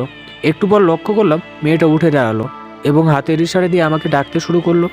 অদ্ভুত একটা আকর্ষণ অনুভব করলাম নিজের ভেতর এবং সম্মোহিতের মতো তার দিকে হাঁটতে শুরু করলাম। আমার আগমন দেখে মেয়েটা হাঁটা শুরু করলো। আমিও একইভাবে তার পিছু হাঁটতে লাগলাম। হাঁটতে হাঁটতে কতদূর পর্যন্ত গিয়েছি খেয়াল ছিল না। আসলে কোনো দিকেই খেয়াল ছিল না। মনে হচ্ছিল আমাকে সম্মোহন করে রাখা হয়েছে। একটা সময় একটা পরিত্যক্ত বাড়ির সামনে এসে মেয়েটা থামলো। এরপর আমাকে বাড়ির ভিতরে ঢোকার নির্দেশ দিল। আমি কিছুই বুঝে উঠতে পারছিলাম না। একটু একটু করে আগানোর চেষ্টা করলাম। এমন সময় দেখলাম একটা কুকুর কোথা থেকে যেন দৌড়ে এসে মেয়েটার ওপর ঝাঁপিয়ে পড়লো। সেই কুকুরটা যেটা আমার পিছু নিয়েছিল। শুরু হয়ে গেল মেয়েটা আর কুকুরটার মাঝে লড়াই। কুকুরটা মেয়েটাকে আছড়ে কামড়ে ছিঁড়ে ফেলতে চাইছে। মেয়েটাও সমান তালে কুকুরটাকে আঘাত করছে। ততক্ষণে কিছুটা চেতনা ফিরে আসতে শুরু করলো। লড়াইটা একসময় খুব ভয়ঙ্কর হয়ে গেলে আমি আর সহ্য করতে পারলাম না। তখন জ্ঞান হারিয়ে সেখানে শুয়ে পড়লাম। একবার ভাবলাম লোকটা হয়তো বানানো গল্প বলছে, কিন্তু লোকটার চেহারা দেখে ভাবনা বাতিল করে দিতে হলো। তখনও বলে চলেছে। এরপর আর কিছু মনে নেই। পরে সকাল হলে ঘুম ভাঙলো, তখন দেখলাম অনেকগুলো মুখ আমার দিকে ঝুঁকে রয়েছে। তাড়াতাড়ি উঠে বসার চেষ্টা করলাম, কিন্তু প্রচণ্ড দুর্বলতার কারণে উঠতে পারলাম না। কি হয়েছে বোঝার চেষ্টা করতে লাগলাম। পরক্ষণেই গত রাতের কথা মনে পড়ল। তারপর আস্তে আস্তে সব বুঝতে পারলাম। আমাকে কোনো কিছু জিজ্ঞেস করার সুযোগ না দিয়ে লোকটা এক মনে বলে যেতে লাগলো। এরপর একটু সুস্থ হওয়ার পর বাড়ির লোকজনের কাছ থেকে শুনলাম 3 দিন নাকি আমাকে খুঁজে পাওয়া যাচ্ছিল না। পরে লোকজন লাগিয়ে অনেক খোঁজাখুঁজির পর ওই মেয়েটার পরিত্যক্ত বাড়ি থেকে অজ্ঞান অবস্থায় আমাকে পাওয়া যায়। এর একদিন পর সকালে আমার জ্ঞান ফিরে আসে, আর আমি ভাবছিলাম মাত্র 1 রাত ঘুমিয়েছি। এরপর থেকে আমার মধ্যে কিছু রহস্যময় আচরণ শুরু হয়। কী ধরনের রহস্যময় আচরণ? এবার সুযোগ পেয়ে লোকটাকে বাধা দিয়ে জিজ্ঞাসা করলাম। লোকটা কোনো জবাব না দিয়ে রহস্যময় একটা হাসি উপহার দিল। বুঝতে পারলাম লোকটা এ বিষয় নিয়ে আর কিছু বলতে চায় না। এরপর লোকটার সাথে পুরো রাস্তায় আর কথা হয়নি। আমি বিষয়টার ব্যাখ্যা কী হতে পারে তা নিয়ে অনেকক্ষণ চিন্তা করতে লাগলাম, কিন্তু চিন্তা করেও কোনো ব্যাখ্যা দাঁড় করাতে পারলাম না। শেষে ভাবলাম পৃথিবীতে কত রহস্যময় ব্যাপার ঘটে থাকে, সব কিছুর ব্যাখ্যা খুঁজে পাওয়া সম্ভব না। বাসটা যখন পৌঁছালো তখন রাত 10টা বেজে গিয়েছে। রাস্তায় জ্যামের কারণে বেশি দেরি হয়ে গিয়েছে। এত রাতে একা যেতে হবে ভেবে একটু ভয় ভয় লাগলো। তখন লোকটাকে বললাম একসাথে চলে। তিনি এ কথায় রাজি হয়ে গেলেন। একটু খটকা লাগলো, দুজন মিলে হাঁটা শুরু করলাম। হাঁটতে হাঁটতে খুব একটা কথা হয়নি। একসময় ওনার গল্পের সেই রাস্তার ধারে চলে আসলাম। পাশের লোকটা থাকা সত্ত্বেও ভয়টা একটু বাড়তে শুরু করলো। কিছুক্ষণ পর বাসঝাটটার কাছে আসলাম। তখন হঠাৎ দেখলাম খুব সুন্দর চেহারার একজন মেয়ে একটা কুপি হাতে দাঁড়িয়ে আসে। কুপির কম্পন শিখা তার কারণে মেয়েটার চেহারাও কেঁপে কেঁপে উঠছে। প্রচণ্ড ভয়ে আর কষ্ট হয়ে গেলাম। পরক্ষণে পাশে তাকিয়ে দেখি আমার সাথে লোকটা নেই। আবার বাসঝাটটার দিকে তাকিয়ে দেখি মেয়েটাও হাওয়া হয়ে গিয়েছে। ভয়ে আতঙ্কে আমার অবস্থা তখন দিশেহারা। তাড়াতাড়ি করে কোনো মতে পা চালিয়ে বাড়িতে পৌঁছে গেলাম। বারবার মেয়েটির সুন্দর মুখটা চোখের সামনে ভেসে উঠতে লাগলো। পরে নানাকে জিজ্ঞেস করার পর জানতে পারলাম সাগির নামের সেই লোকটি নাকি মেয়েটাকে ধর্ষণ করার পর হত্যা করেছিল। একদিন ওই পথে যাওয়ার সময় সে রহস্যজনকভাবে হারিয়ে গিয়েছিল। এরপর থেকে তাকে আর কোথাও খুঁজে পাওয়া যায়নি এবং সে যে কাহিনী শোনালো তার অধিকাংশই নাকি মিথ্যা ছিল। এই কথা শোনার পর বড়সড় একটা ঢোক গিললাম। সেদিন কি তাহলে একটা ভূতের সাথে এতটা পথ পাড়ি দিয়ে এসেছে? ভাবতে কেমন একটা শিরশিরে অনুভূতি হলো। অনেক চিন্তা করেও এ ঘটনার কোনো ব্যাখ্যা খুঁজে পেলাম না। পৃথিবীতে কতই না রহস্যময় ব্যাপার ঘটে থাকে। কথাগুলো বলে থামে স্যার। আজকে ওনার কথা তেমন কোনো রহস্যর গন্ধ আসছে না। স্যারের চোখের চশমাটা ঠিক করে পেছনের দিকে তাকায়, দেখে একটা ছেলে, নামটা সাইফুল স্যারের অজানা। ছেলেটার পরনে দামি একটা সাদা কালারের শার্ট, বুকের বোতামটা লাগানো, চোখে মোটা ফ্রেমের স্টুডেন্ট চশমা। ছেলেটার মুখমণ্ডলে রয়েছে অজস্র মায়া। ছেলেটা আর কেউ নয়, সে রাফি। সাইফুল স্যার হাতের ইশারায় রাফিকে দাঁড়াতে বলে। রাফি দাঁত বের করে একটা হাসি দিয়ে স্যারকে বলে, স্যার আমাকে কিছু বলবেন? কিছু বলার জন্যই তো দাঁড় করিয়েছি। তোমাকে নতুন দেখছি এই ক্লাসে। তার নাম কি তোমার? আমার নাম রাফি হাসান।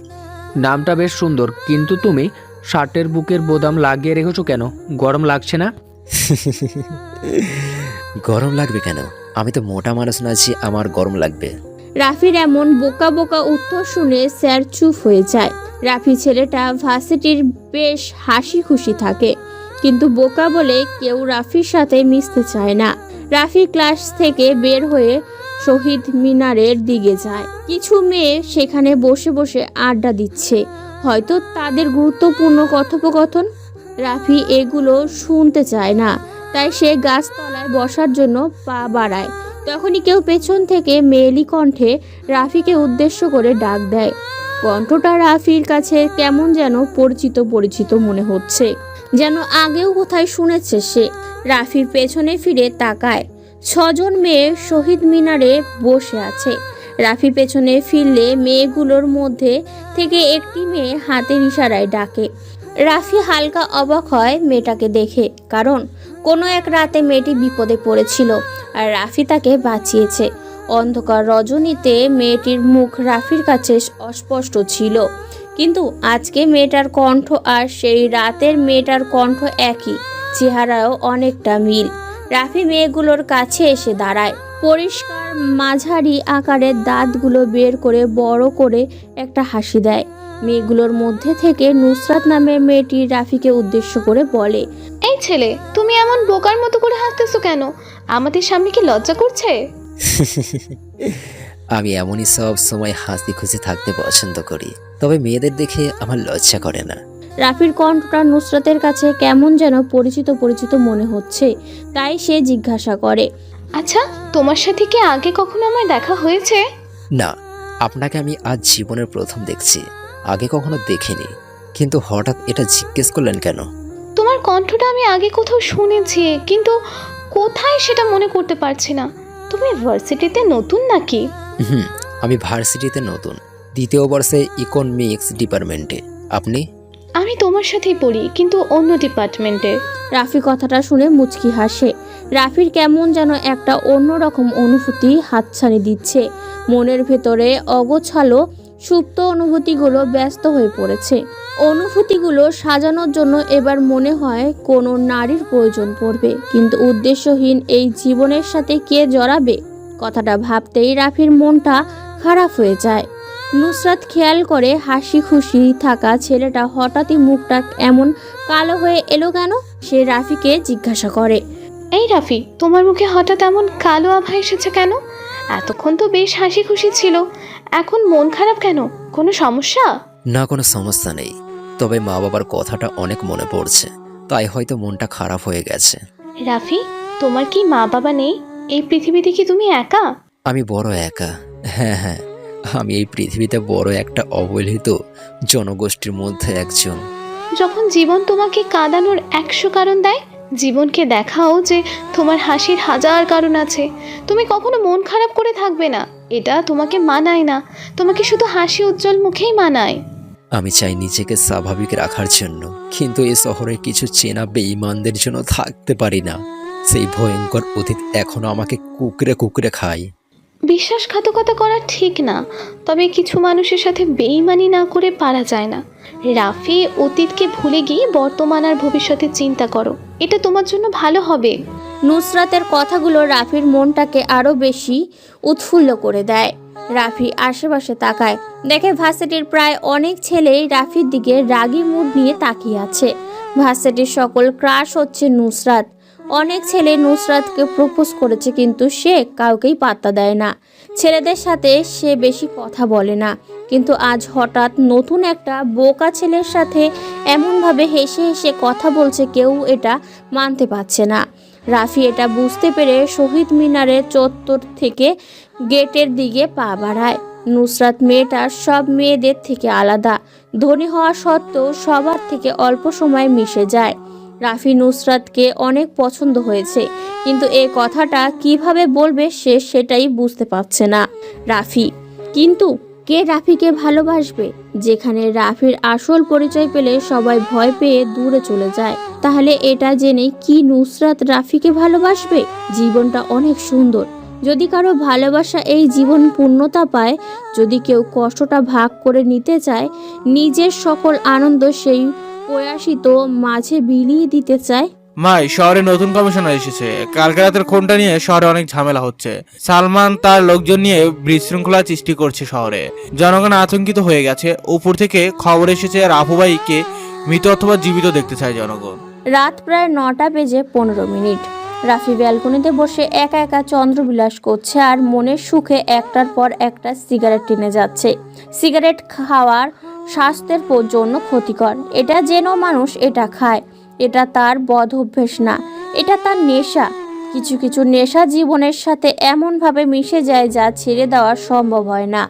যদি ছেড়ে দেওয়ার চেষ্টা করি তাহলে নিজের কাছে আর কিচ্ছু ভালো লাগবে না। রাফির কাছেও ব্যাপারটা এমন মনে হয়। সে সিগারেট খাওয়ার একটা এনজয় করে। রাতের আকাশে চাঁদ দেখার মজাই আলাদা, কিন্তু একা একা চন্দ্রবিলাস করতে কেমন যেন অনুভূতিহীন লাগে। চন্দ্রবিলাস আর সিগারেট টানতে রাফির এমন ব্যস্ত যে টনি কখন এসে তার পাশে বসেছে সেটাও খেয়াল নেই তার। টনি হালকা করে একটা শুকনো কাশি দেয়। রাফি আকাশের দিক থেকে দৃষ্টিটা সরিয়ে টনির দিকে তাকায়। টনি মনে হয় আজকে ক্লিন শেভ দিয়েছে, যার কারণে চাঁদের আলোর মুখটা স্পষ্ট বোঝা যাচ্ছে। ছেলেটার মুখটা অনেক মায়াবী, চোখ জোড়া দুটো হালকা ঘোলাটে, যার কারণে তাকে আরো আকর্ষণীয় লাগে। রাফি জ্বলন্ত সিগারেটে আর একটা টান দিয়ে ধোঁয়াগুলো ছাড়তে ছাড়তে বলে, রাফু ভাই কে কখনো দেখেছে কেউ? কি তার চেহারা? শুধু তার অস্তিত্বই বুঝে যায়, আর কিছু না? তাহলে কিভাবে চিন্তা করে পুলিশ রাফু ভাইকে ধরবে? ভাই, আমার মনে হয় কি আপনার কিছুদিন মিশনে যাওয়া বন্ধ করে দিন। শহরের অবস্থা বেশি একটা ভালো না। প্রতিটা রাস্তায় রাস্তায় পুলিশের কড়া নজরদারি চলছে। প্রত্যেকে দেখার জন্য কাজ করছে, আমি অদৃশ্য হয়ে তা করে বেড়াচ্ছি। রাফু ভাই না চাইলে তাকে দেখার ক্ষমতা কারো নেই। আমি আল্লাহ ছাড়া কাউকে ভয় পাই না, তবে মনের ভিতর একটা সংকোচ থেকে যায়। আমার কাছের লোকগুলো যেন আমার সাথে বেইমানিটা না করে। ভাই, অনেকদিন ধরে একটা জিনিস জানার খুব আগ্রহ, মনের ভিতর ওথাল পাথাল করছে। আপনি যদি অনুমতি দেন তাহলে বলবো। বল, কি জিজ্ঞেস করবে আমাকে? তবে এমন কোনো প্রশ্ন জিজ্ঞেস করবি না যেটা আমার পক্ষে। ভাই, আপনার আপনজনেরা কোথায়? কি আপনার অতীত? কে এই সালমান যাকে মারার জন্য আপনি এত মাইন্ড গেম খেলছেন? সেখানে আপনি একটা ফোন করলে সব ঝামেলা শেষ হয়ে যায়। সেখানে আপনি নিজে সালমানকে খুঁজে বেড়াচ্ছেন। সব কিছু আজকে আমায় খুলে বলবেন? টনির এমন প্রশ্ন শুনে কিছুক্ষণের জন্য নিস্তব্ধ হয়ে যায় রাফি। টনির মুখে আজ পর্যন্ত এমন কথা শোনেনি রাফি, কিন্তু আজ হঠাৎ নতুন করে এমন একটা প্রশ্ন করে ফেলবে ভাবতেই পারছে না রাফি। যেই কালো অতীতের কথা মনে হলে রাফি নিজেকে এই পৃথিবীতে অনেক একা মনে হয়, আজকে সেই ভয়ঙ্কর অতীত সম্পর্কে কাউকে প্রথমবারের মতো করে বলতে যাচ্ছে রাফি। কি হলো ভাই, বলবেন না আমাকে অতীত, সেই অতীতের কথা? আমি জানতে চাই ভাই, বলেন আমাকে। টনির কথায় রাফির ধ্যান ভাঙে। রাফি আজকে নিজের ভয়ঙ্কর অতীত সম্পর্কে কাউকে বলে কিছুটা দুঃখ কষ্ট দূর করতে চায়। রাফি আর একটা সিগারেট জ্বালায়। নিঃশব্দ এই পরিবেশে শোনা যাচ্ছে দুজন মানুষের নিঃশ্বাস ফেলে নীরব শব্দ আর জোনাকি পোকার মন করানো সেই পরিচিত ডাক। রাফি নিকোটিনের বিষাক্ত ধোঁয়াগুলো ছাড়তে ছাড়তে বলে, বলবো। আজ আমি প্রথম কাউকে বলবো আমার ভয়ঙ্কর অতীত সম্পর্কে। তবে আমার অতীতের কথা শুনে কিন্তু তুই কোনো কথা বলতে পারবি না। ভাই আপনি শুরু করেন প্লিজ, আর আমি অপেক্ষা করতে পারছি না। রাফি একটা দীর্ঘ নিঃশ্বাস ফেলে বলতে শুরু করে। সময়টা আরো 10 বছর আগের, যখন আমার বয়স 15 বছর। বাবা মা, আমি, চাচা চাচি আর একটা ছোট্ট চাচাতো ভাই নিয়ে আমাদের পরিবার ছিল। সেই পরিবারের সবচেয়ে আদরের সন্তান ছিলাম আমি। আমার বাবা আর চাচার অনেক বড় বিজনেস ছিল, শহরে অনেক নাম ডাক ছিল, শত্রুর কোনো অভাব ছিল না। হেসে খেলে জীবন পার হচ্ছিল আমার। কিন্তু হঠাৎ আমার সেই হাসি খুশি জীবনে নেমে আসে অন্ধকারের প্রতিছবি। রাতে বাবা মাকে জীবিত দেখে ঘুমাতে গেছি, কিন্তু সকালে ঘুম থেকে উঠে মা বাবার রক্তিক্ত গলা কাটা দেহ দেখে বেশ অবাক হয়ে গিয়েছিলাম। বাকরুদ্ধ হয়েছে, আমি বলার মতো কিছু ছিল না আমার। অঝরে কান্না করেছি আমি। আমাকে সান্ত্বনা দেওয়ার মতো পৃথিবীতে আর কেউ ছিল না। দিন পার হয়ে মাস আসে, আমার প্রতি সবার অবহেলা বাড়তে থাকে। চাচা চাচির মাথার বোঝা হয়ে গেলাম আমি। কেউ আগের মতো আদর করে না আমায়। খেয়েছি নাকি খালি পেটে আছি জানার চেষ্টাও করে না কেউ। জীবনটা মরুভূমির মরীচিকার মতো হয়ে গেছে। কিছুদিন এইভাবেই চলতে থাকার পর আমি চাচিকে বলি, ছোট মা, তোমরা সবাই আগের মতো আর আদর করো না কেন? আমার সাথে তেমন ভালো করে কথাও বলো না কেন? কি বলবো তোর সাথে, এমনিতেই আমাদের মাথার উপর বসে বসে ঘরের অন্ন নষ্ট করছিস। কোনো কিছু করিস না, সারাদিন ঘরে বসে থাকিস মা বাবার ছবি নিয়ে। এখন থেকে যদি প্রতিদিন খেতে হয় তাহলে ঘরের কাজে লোকেদের সাথে কাজ করবে, খাবি, নয়তো কাল থেকে তোর খাওয়া বন্ধ। ছোট মা, ঘরের কাজ করার জন্য তো অনেক কাজের লোক আছে, তাহলে আমাকে আবার কাজ করে খেতে হবে কেন? ঘরের কাজের লোকের বেতন কি তুই দিবি? কালকে থেকে বাড়ির কাজের লোক কমানো হবে। দুইজনের কাজ তুই একাই করবি, এটাই আমার শেষ কথা। ছোট মায়ের কথা শুনে কি বলবো বুঝতে পারছি না। বেশ অসহায় দৃষ্টিতে তাকিয়েছিলাম আমি। এই কি সেই ছোট্ট মা যে আমাকে প্রতিবেলা নিজ হাতে খাইয়ে দিত? আমার যেন এগুলো কিছুই বিশ্বাস হচ্ছে না। মনের ভিতর একটা রাগ সৃষ্টি হয় তাদের প্রতি। বেঁচে থাকার জন্য আমায় কষ্ট করতে হবে, তাই প্রতিদিন ঘরের কাজ করতাম। কাজের লোকের থেকে বেশি কাজ করাতো আমাকে দিয়ে। ছোট মা আর চাচাতো ভাই রফিক পায়ের উপর পা তুলে আমাকে অর্ডার দিত, আমি সেই অনুযায়ী কাজ করতাম। জীবনটা কেমন যেন বিষাক্ত বিষাক্ত মনে হচ্ছে। নিঝুম রাতে একা একা আকাশ পানে তাকিয়ে মা বাবার সাথে কথা বলতাম। কেন তারা আমায় এই অভিশাপ দুনিয়ায় একা রেখে চলে গেছে? আমাকে কেন নিয়ে গেল না? চার দেয়ালের বদ্ধ রুমটায় নিজের কান্নাগুলো শোনার মতো কেউ ছিল না। জীবনে কখনো কারোর উপর খুব বেশি নির্ভর হওয়া ঠিক না, কারণ অন্ধকারে নিজের ছায়াও নিজেকে ছেড়ে চলে যায়। আমার কান্নার শব্দ কাউকে ব্যথিত করেনি। আমার মৃত্যু সংবাদে ওরা কখনো ব্যথিত হবে না। অনেকবার ভেবেছিলাম চলে যাব এই অবহেলিত পৃথিবী থেকে, কিন্তু নিজেকে শক্ত করেছি। মা বাবা মারা যাওয়ার 6 মাস পর আমার জীবনের সবচেয়ে বড় একটা কালো অধ্যায়ের সূচনা ঘটে। সেদিন আমার খুব জ্বর ছিল, বিছানা থেকে উঠার ক্ষমতা আমার ছিল না। আমাকে সেবা যত্ন করার কেউ নেই। এই পৃথিবীতে আমি সেদিন ছিলাম অনেক একা। ছোট মা চিৎকার করে করে আমাকে ডাকছে। আমি এই জ্বর নিয়ে কিভাবে নিচে যাব বুঝতে পারছি না। অনেক কষ্ট করে সিঁড়ি বেয়ে বেয়ে নিচে যাই। আমার অবস্থা তেমন ভালো না। ছোট মায়ের সামনে যেয়ে বলি, ছোট মা, আমাকে এইভাবে ডাকছিলে কেন? কোনো কিছুর প্রয়োজন? ছোট আব্বু সোফার উপর আরাম করে গম্ভীর মুখ হয়ে বসে আছে আর আমার দিকে রাগী দৃষ্টিতে তাকিয়ে আছে। ছোট মা আমার কাছে এসে আমার চুলগুলো ধরে জোরে টান দিয়ে বলতে থাকে, রাফি, টাকাগুলো কোথায় লুকিয়ে রেখেছিস সেটা বল। তুই আমাকে এখনো ভালো করে চিনতে পারিসনি। আমি টাকার জন্য তোকে মেরে ফেলতেও 1 মিনিটও দেরি করব না। বল, টাকাগুলো কোথায় রেখেছিস? আমি বুঝতে পারছি না ছোট মা কোন টাকার কথা বলছে। তাই আমি অবাক হয়ে জিজ্ঞেস করি, ছোট মা, কোন টাকার কথা বলছো তুমি? আমি কোনো টাকা লুকিয়ে রাখিনি। মিথ্যে বলছিস কেন তুই? আমার আলমারি থেকে 10 লক্ষ টাকা তাহলে কে নিয়েছে? তুই ছাড়া আর কেউ তো আমার রুম পরিষ্কার করতে যায় না। এটাই শেষ সুযোগ, বলে দে টাকাগুলো কোথায়। এরপর আমি যা করব তুই তা কল্পনাও করতে পারবি না। ছোট মা, আমি তোমার আলমারি থেকে কোনো টাকা চুরি করিনি, বিশ্বাস করো আমাকে। সেদিন আমার কথা কেউ বিশ্বাস করেনি। শুনেনি আমার ব্যথায় কুকরে ওঠা সেই মায়াবী কান্না। চাচা আর চাচি মিলে অনেক মেরেছে আমায়, মুখ দিয়ে রক্ত বের হয়েছিল আমার। চাচা ফোন দিয়ে পুলিশের হাতে উঠিয়ে দেয় আমাকে, মিথ্যা অপবাদ দিয়ে বের করে দেয় আমাকে আমার নিজের বাসা থেকে। শেষবারের মতো পিছনে ফিরে দেখে নেই আমার সেই স্বপ্নের হাসি খেলা বাড়িটা, যেখানে ছোট থেকে বড় হয়েছি। আজ সেখান থেকে মিথ্যা অপবাদ মাথায় নিয়ে বেরিয়ে যাচ্ছি। পুলিশ অফিসাররা যখন বাসার গেট পেরিয়ে যাবে, তখনই আমাদের বাসার পুরনো কর্মচারী করিম চাচা দৌড়ে আসে আমার কাছে। চাচাকে দেখে কান্না করে দিই আমি। আমাকে অনেক আদর করতো উনি। আমার কাছে এসে করিম চাচা কানে কানে বলতে থাকে, তোমার বাবা মাকে মেরেছে তোমার ছোট মায়ের আপন ভাই সালমান, আর টাকাও চুরি করেছে সে। জীবনে অনেক বড় হবে তুমি, মা বাবার কোণের বদলা নিতে হবে তোমার। এখানেই শেষ নয়, এখান থেকে তোমার জীবনের শুরু পথ। ভালো থেকো। করিম চাচার কথা শুনে সেদিন আমি খুব এসেছি। পাগল হইনি, তবে সাইকো হয়ে গিয়েছিলাম আমি। মনের ভিতর অনেক কষ্ট চাপা পড়ে গিয়েছে আমার। মনে মনে একটাই নাম ঝোপেছি, আমি সালমান। দুনিয়ার যেখানে সে থাকুক তাকে খুঁজে বের করে নিজ হাতে আমার টার্গেট। আমার একটাই লক্ষ্য, একটাই স্বপ্ন, সালমান ফাই।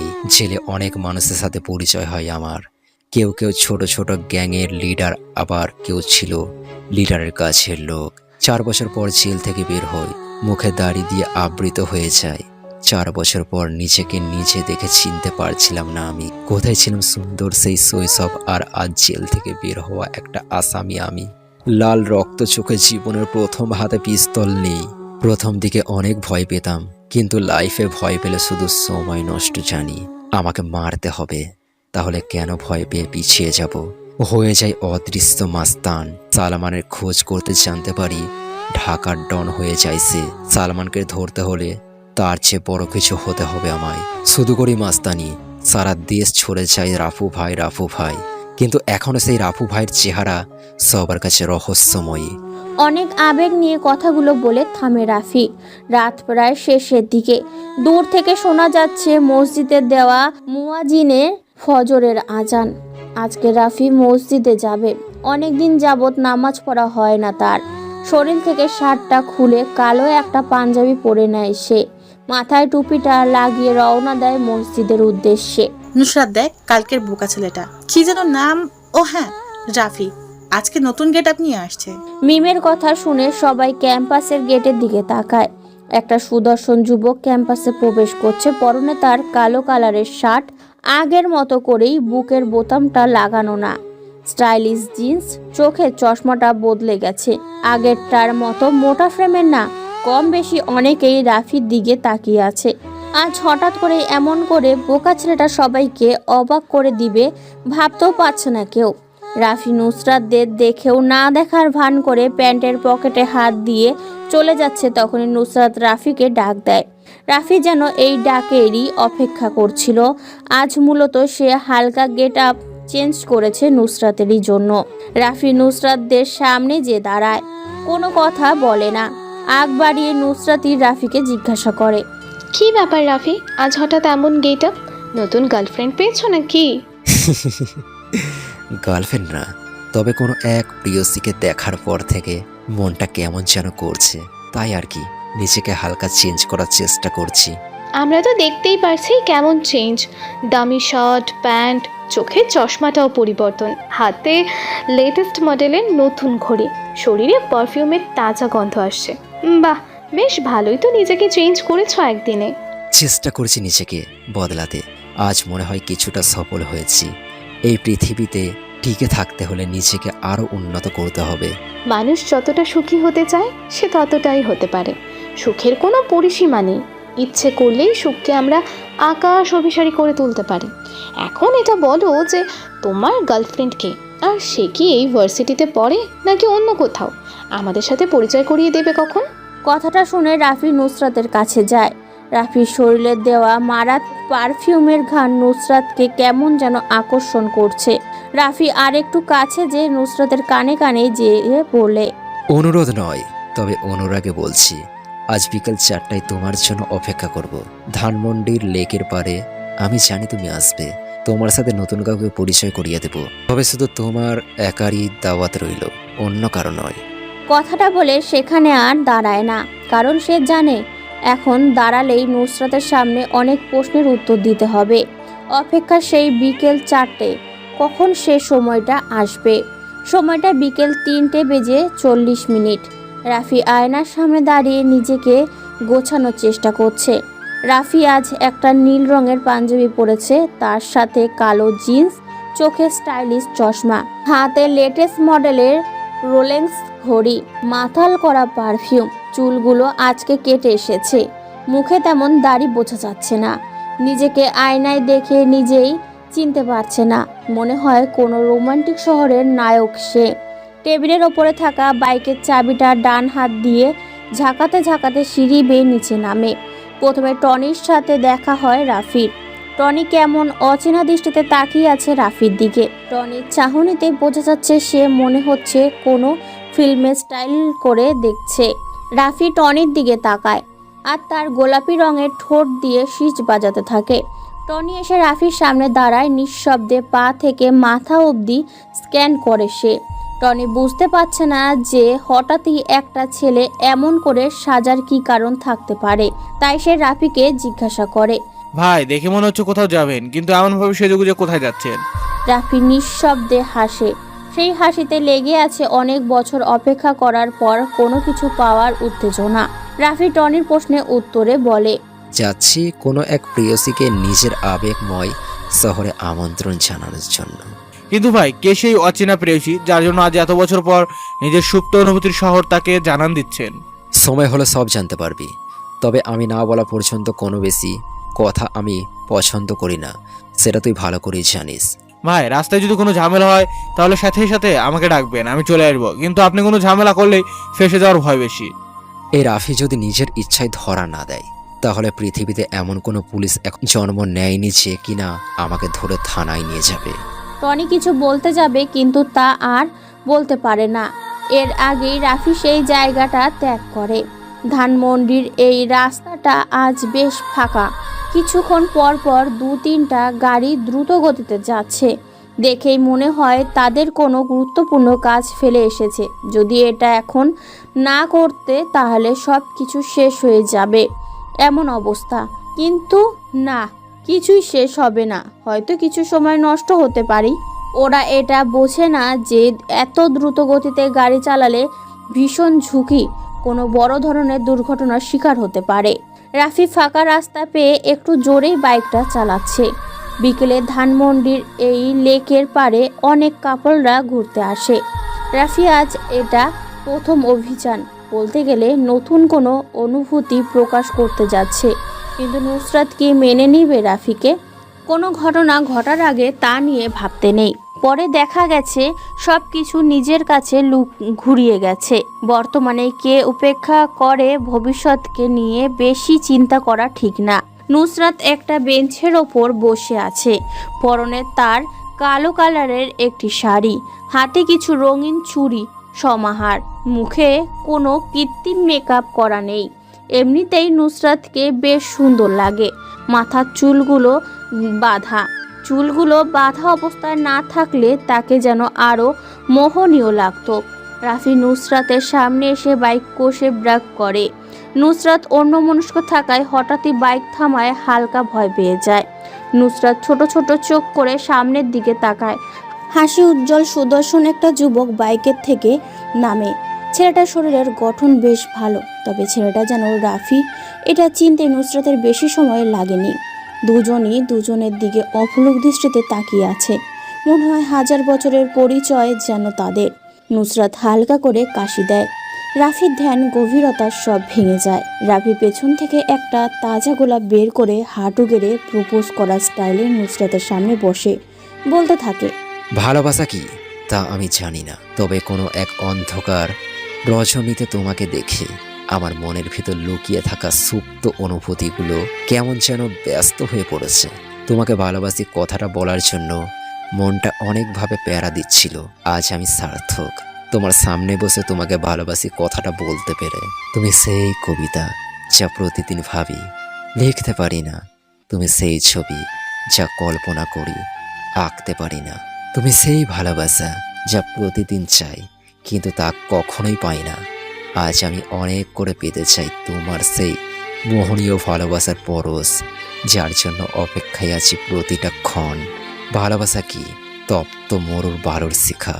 ভালোবাসা কি নদীর স্রোতে ভাসমান কোনো নৌকা? ভালোবাসা কি ভেসে আসা কোনো সুখের ফেলা? ভালোবাসা কি দুঃখের মাঝে হাসি মিশ্রিত কান্না? ভালোবাসা কি কোনো এক অজানা ঠিকানা? আজ আমি খুব করে বলবো ভালোবাসি তোমায় প্রিয়সী, ভালোবাসি। নুসরাত হাত দিয়ে রাফিকে ইশারা করে বসা থেকে ওঠার জন্য। রাফি ভাবছিল নুসরাত তাকে চড় মারবে, কিন্তু সে তা করেনি। কিছুক্ষণ সময় নিয়েছে। এবার নুসরাত বলতে থাকে, রাফি, একটা মানুষের পছন্দ থাকতেই পারে, এটার জন্য তাকে বেশি চাপ দেওয়া যাবে না। তোমার প্রপোজটা আমি মনে হয় গ্রহণ করতে পারবো না। রাফি মুচকি হাসে। রাফি দেখতে পাচ্ছে নুসরাতের দৃষ্টিটা তার বাইকের উপর। নুসরাতের চোখের কোণে কিছু জানার অনেক আগ্রহ দেখতে পাচ্ছে রাফি। কি কারণে আমার প্রেম নিবেদনটা তুমি গ্রহণ করবে না সেটা কি আমি জানতে পারি? অবশ্যই, ছেলেদের প্রতি আমার তেমন কোনো আগ্রহ নেই, তবে একটা ছেলেকে দেখে আমার সেই ধারণাটা পাল্টে যায়, কারণ আমার জীবনে কোনো এক করুণ মুহূর্তে সেই ছেলেটা এসে আমাকে বাঁচায়। সেই দিন থেকে আমার মনের একটা জায়গা তার জন্য বরাদ্দ হয়ে গেছে। রাফি এবার একটু শব্দ করে হেসে বলে, আচ্ছা নুসরাত, সেই ছেলেটা কি তোমাকে কোনো এক অন্ধকার জঙ্গল থেকে মানুষ নামে পশুর হাত থেকে রক্ষা করেছিল? হ্যাঁ হ্যাঁ, কিন্তু তুমি এটা কি করে জানলে? এই ঘটনাটা তো আমি ছাড়া আর তেমন কাউকে কিছু বলিনি আমি। তুমি এটা কিভাবে জানলে সেটা আমাকে বলো প্লিজ। রাফি কিছু বলে না। ঠোঁটের কোণে রহস্যের হাসি রেখে লেকের পাড়ে নিঃশব্দে হাঁটতে থাকে। পেছনে পেছনে যে নুসরাত আসছে সেটা রাফি বেশ ভালোই বুঝতে পারছে। কি হলো রাফি, তুমি কিছু বলছো না কেন? এমন করে হঠাৎ চুপ হয়ে গেলে কেন? নুসরাত, আমার বাইকটা দেখে কি তোমার চেনা চেনা লাগছে? দেখো তো ভালো করে, কোথাও এমন বাইক দেখেছো কিনা? আমি বেশ কিছুক্ষণ ধরে তোমার বাইকের ওপর লক্ষ্য করছি। আমাকে সেই রাতে যেই আগন্তুকটা বাঁচিয়েছে তার বাইকটাও দেখতে তোমার বাইকের মতো। সেই অচেনা অজানা আগন্তুকটা যদি আমি হই তাহলে কি মন্দ হবে? মানে কি বলতে চাচ্ছ সেটা ক্লিয়ার করে বুঝিয়ে বলো আমাকে। সেই দিন রাতে আমি চন্দ্রবিলাস করতে জঙ্গলের পাশে একটা বড় পুকুর পাড়ে বসেছিলাম। বাইক দিয়ে যখন আমি জঙ্গলের মাঝখানে পথ দিয়ে চলে আসব, তখন একটা মেয়ে আতঙ্কের চিৎকার শোনা সেই দিকে এগিয়ে যায়। বাকিটা মনে হয় আমার আর কিছু বলার নেই। রাফি কথাটা বলে দীর্ঘ নিঃশ্বাস ফেলে। নুসরাতের কাছে যেন কথাটা বিশ্বাসই হচ্ছে না। খুশিতে আত্মহারা হয়ে গেছে সে। অনেকদিন ধরে খোঁজ করা সেই রাজকুমারকে পেয়ে গেছে। নুসরাত যে রাফিকে পেছন দিক দিয়ে আঁকড়ে ধরে। রাফি পেছনে ফিরে তাকায়। নিজের কাছেও বিশ্বাস হচ্ছে না নুসরাত তাকে জড়িয়ে ধরে আছে। এই শহরে রাফিকে আজ অনেক বড় একটা উপহার দিয়েছে। অবহেলিত শহর তাকে পৃথিবীতে বাঁচার জন্য একটা অক্সিজেনের ব্যবস্থা করে দিয়েছে। আজ রাফি অনেক খুশি। এলোমেলো জীবনটাকে গোছানোর সময় চলে এসেছে। নুসরাতকে বাইকের পেছনে বসিয়ে বাইকটা স্টার্ট দেয়। আজ ওরা দুজন এই ব্যস্ত শহরটাকে মাখিয়ে দিবে তাদের ভালোবাসার রং দিয়ে।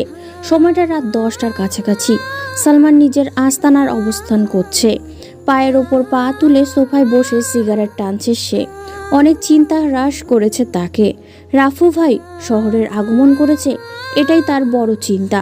রাফু ভাই যে কতটা ভয়ঙ্কর সেটা সম্পর্কে সালমানের ভালো ধারণা আছে।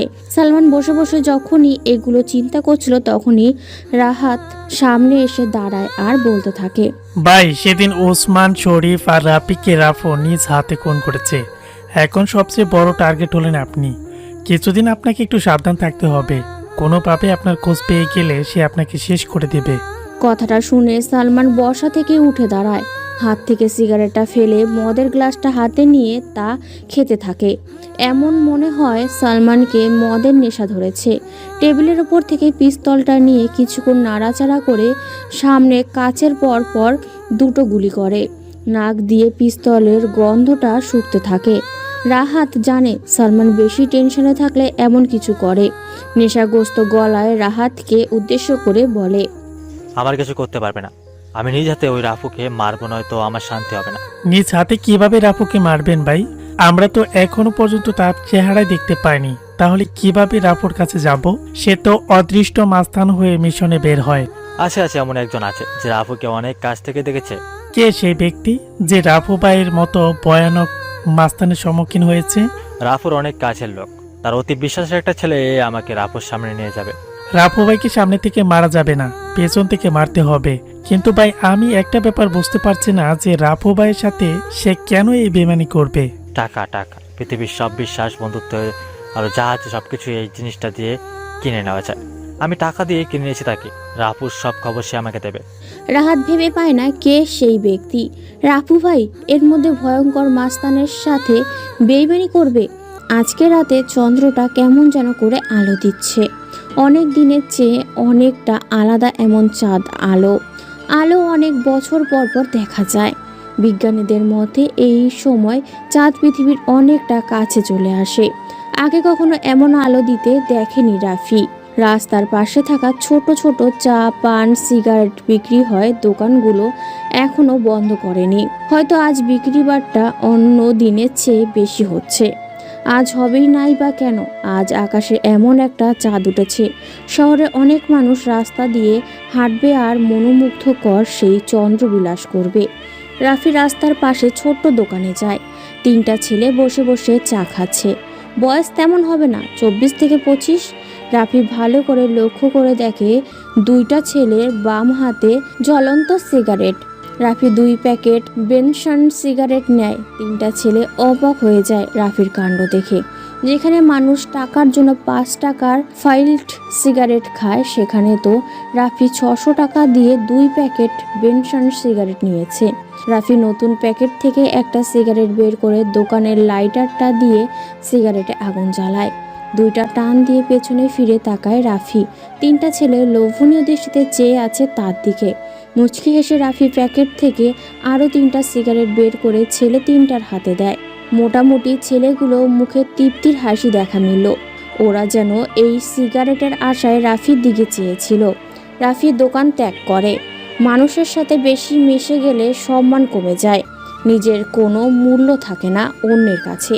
যার কারণে সেই মানুষগুলো যখন তখন যে কোনো কথা লিমিট ক্রস করে বলে ফেলতে পারে। রাফি যা ভেবেছিল তাই হলো। আজকে রাস্তায় অনেক লোক হাঁটতে বের হয়েছে। কারো হাতে আছে জ্বলন্ত সিগারেট, আবার কারো হাতে দামি মোবাইল।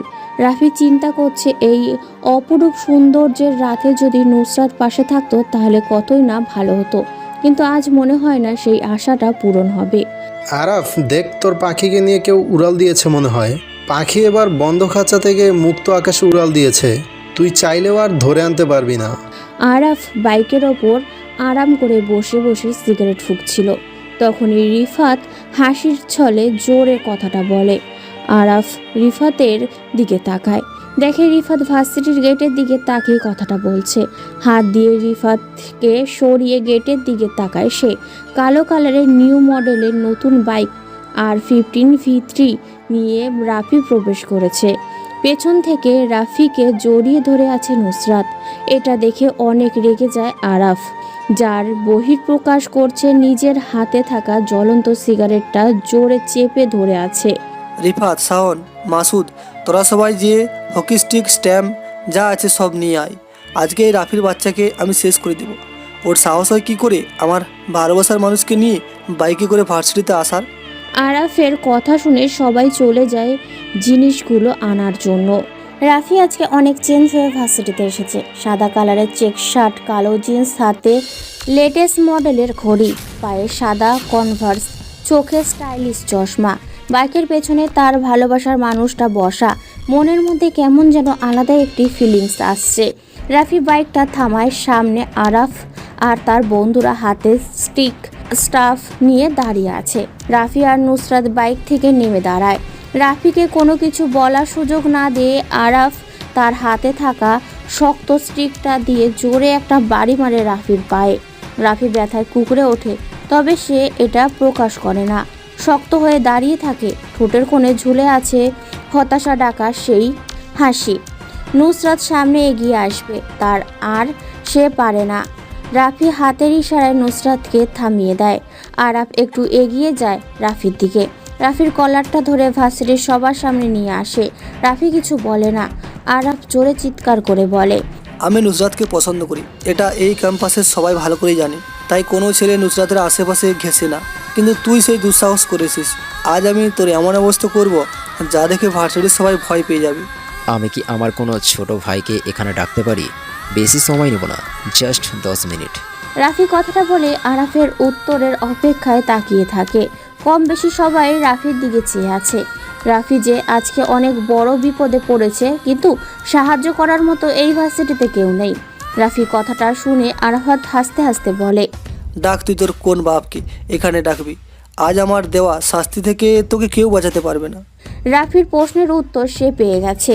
মুচকি হেসে সবার থেকে একটু দূরে যেয়ে পকেট থেকে দামি মোবাইলটা বের করে কাকে যেন ফোন দেয়। 2 মিনিট কথা বলে রাফি আগের জায়গায় এসে দাঁড়ায়। আরাফ এখন 10 মিনিট সময় অপেক্ষা করবে। আরাফ হাত দিয়ে কাউকে একটা চেয়ার আনতে পাঠায়। 4 পায়ার বিশিষ্ট নীল কালারের চেয়ার, পায়ের উপর পা তুলে বসে আরাফ। 10 মিনিট অপেক্ষা করতে করতে একটা সিগারেট খাওয়া যাক, যেমন ভাবনা তেমন কাজ। আরাফ একটা সিগারেট চালায়। সবাই জানে আরাফের ক্ষমতা কতটা ওপরে। আরাফ নিজের হাতে থাকা ঘড়ির দিকে তাকায়। রাফির দেওয়া 10 মিনিট শেষ। যাদের হাতে ঘড়ি আছে সবাই নিজেদের ঘড়িতে সময়টা দেখে নেয়। 10 মিনিট শেষ, কিন্তু এখনও কেউ আসছে না। রাফির মোবাইলে টুং করে একটা মেসেজ আসার শব্দ হয়। আরাফ সিগারেটটা নিচে ফেলে দেয়, বসা থেকে উঠে দাঁড়ায়, রাফির কাছে এসে বলে, নিজের হাতের ঘড়ির দিকে একটু তাকা, 10 মিনিট তো শেষ। তো ছোট ভাই কি আসবে না তোকে বাঁচাতে? রাফির সময় দেখতে হয় না, সে নিজেই সময়কে নিজের অস্তিত্বে ঘোরায়।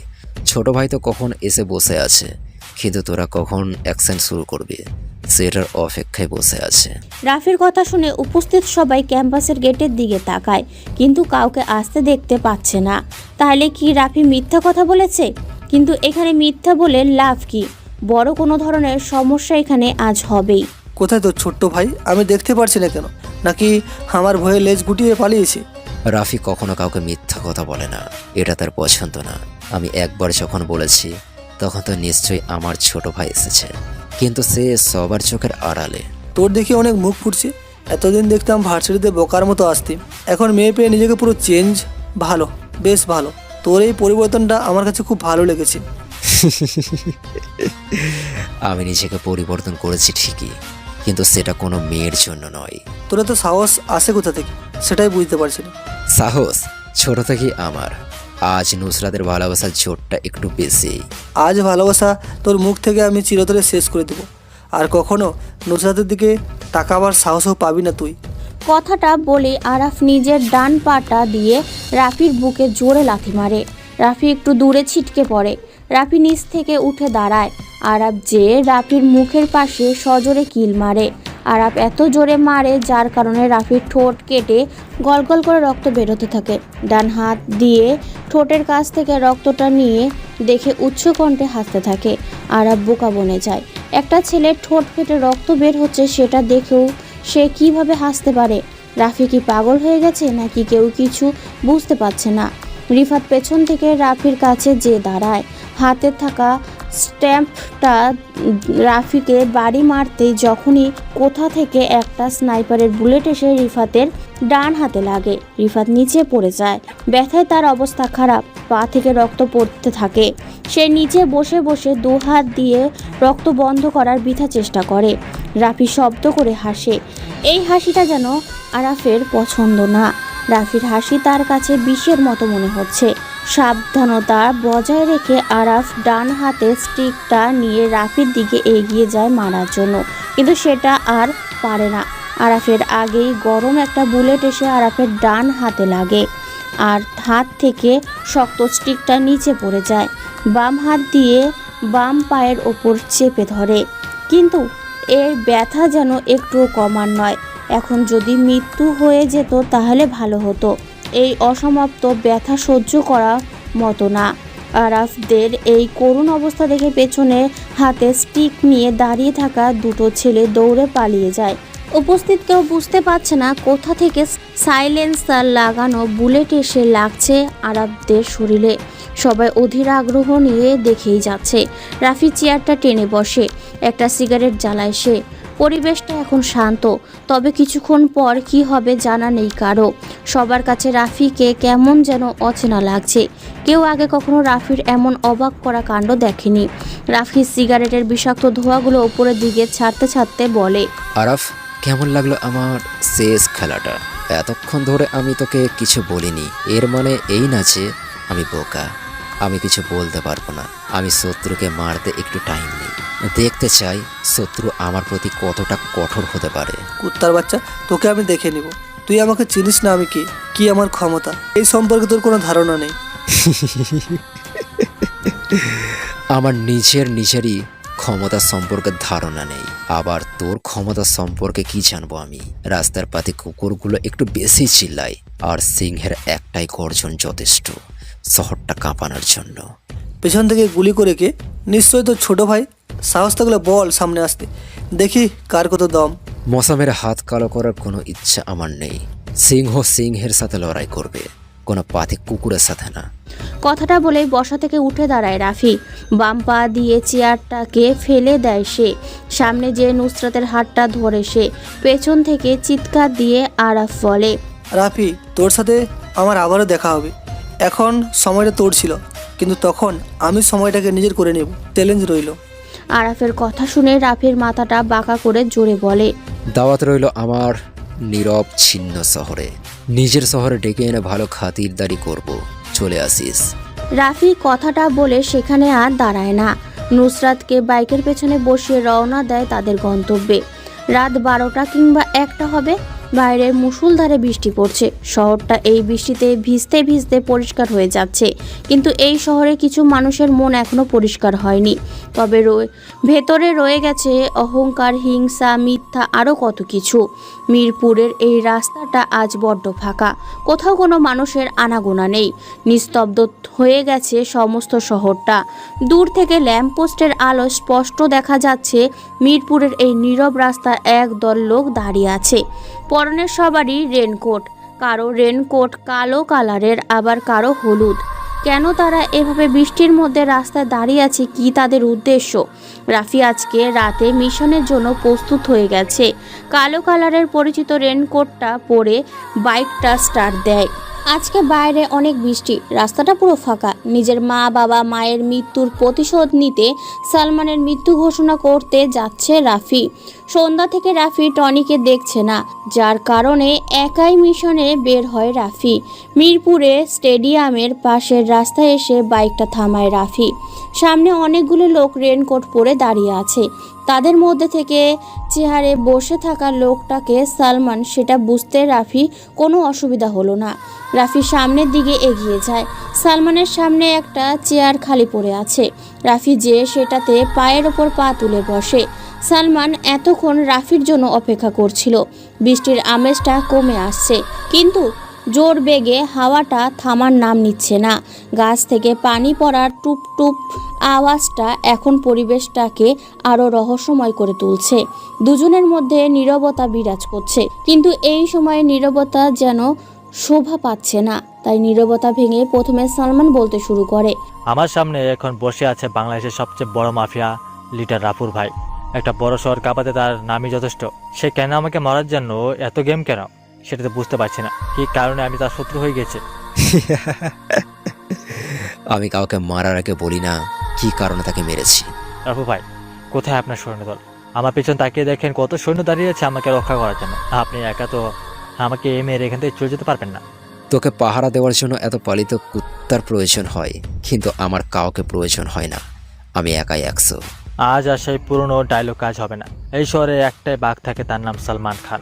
আমার কথা একটা শহর চলে, তুই কি করবি? আমার ছোট একটা শহর, তোর কথাই চলে, কিন্তু আমার কথায় পুরো দেশের মাফিয়া পুলাপান চলে। আজ তোকে বাঁচাতে কেউ আসবে না, সেটাই আমার বড় দুঃখ, কিন্তু আমার কিছু করার নেই। আজ আমি তোকে নিজ হাতে মারবো। সময় কার কখন বদলে যায় সেটা বলা যায় না, কিন্তু আমি বলতে পারি আজ এখানে তুই বেঁচে থাকবি না। আমি বসে বসে দেখবো তুই একা কি করতে পারিস। কথাটা শুনে রাফি বসা থেকে উঠে দাঁড়ায়। পেছন থেকে পিস্তলটা বের করে পরপর 4টে গুলি করে। চোখের পলকের আগে সালমানের পেছনে দাঁড়ানো লোকগুলো কারো মাথায়, কারো পায়ে, বুকে গুলি লাগে। কেউ রাফিকে গুলি করার সময় পায় না। রাফি পিস্তলটা রিলোড দিয়ে আবারও এসে সালমানের সামনে চেয়ারে বসে পড়ে। সালমান জানে রাফি অনেক ভয়ানক মাস্তান, কিন্তু আজ প্রথম তা নিজের চোখের সামনে দেখলো। রাফির রক্তের নেশায় মেতে উঠেছে। শত্রুর তাজা রক্তের গন্ধ যেন তার কাছে অতি প্রিয়। সালমান রাফিকে উদ্দেশ্য করে বলে, 4 জন লোক মেরে নিজেকে রাফিয়ান দাবি করা বোকার স্বর্গে বাস করা একই কথা। পিছন ফিরে তাকিয়ে দেখ, আর মাত্র 2 জন লোক আছে, কেউ বেঁচে নেই। রাফির কথা শুনে সালমান পেছনে ফিরে তাকায়। দেখে 2 জন ছেলে বাদে কেউ বেঁচে নেই, সবাই নিচে পড়ে আছে। তাদের নিধর দেহ দেখে সালমান ভয় পেয়ে যায়, কিন্তু রাফির সামনে তা প্রকাশ করছে না। সালমান মুচকি হেসে নিজেকে স্বাভাবিক করে নেয়। রাফি একটু অবাক হয় সালমানের এমন মুচকি হাসি দেখে। কি হলো, তুই এমন করে হাসছিলি কেন? হাসবো নয় বা কেন, আমার হাসির কারণ আছে তাই আমি হাসছি। সালমান কখনো কারণ ছাড়া আসে না। সালমানের রহস্যের কথাটা রাফি সহ্য হয় না। পিস্তলটা পেছনের দিকে তাক করে পরপর 2টা গুলি করে পেছনের 2টো ছেলেকেও পিচ ঢালা ভেজা রাস্তার উপর পড়ে যায়। সালমান আরও জোরে হাসতে থাকে। রাফি যে সালমানের রেনকোটের কলার ধরে বলতে থাকে, শেষ তোর পালা। কুকুরগুলো সব মরে রাস্তায় পড়ে আছে, পিছনে তাকিয়ে দেখে নে, তোকে এখনই শেষ করে দেব আমি। চালাগুলি দেখি কেমন বুকের পাটা তোর। এখন অনেক মাইন্ড গেম খেলা বাকি আছে, সেটা শেষ করে নি আগে। আমি আর অপেক্ষা করতে চাই না, সময় অনেক দিয়েছি, আর না, আজ আমি এখানেই খেলা শেষ করে দেব। মিস্টার রাফু ভাই, সেই ভুলটা করবেন না, নিজেই নিজের বিপদ ডেকে আনবেন না। হঠাৎ কারো গলার শব্দ পেয়ে রাফি আর সালমান সেদিকে তাকায়। বাইকে হেলান দিয়ে কোনো এক আগন্তুক দাঁড়িয়ে আছে।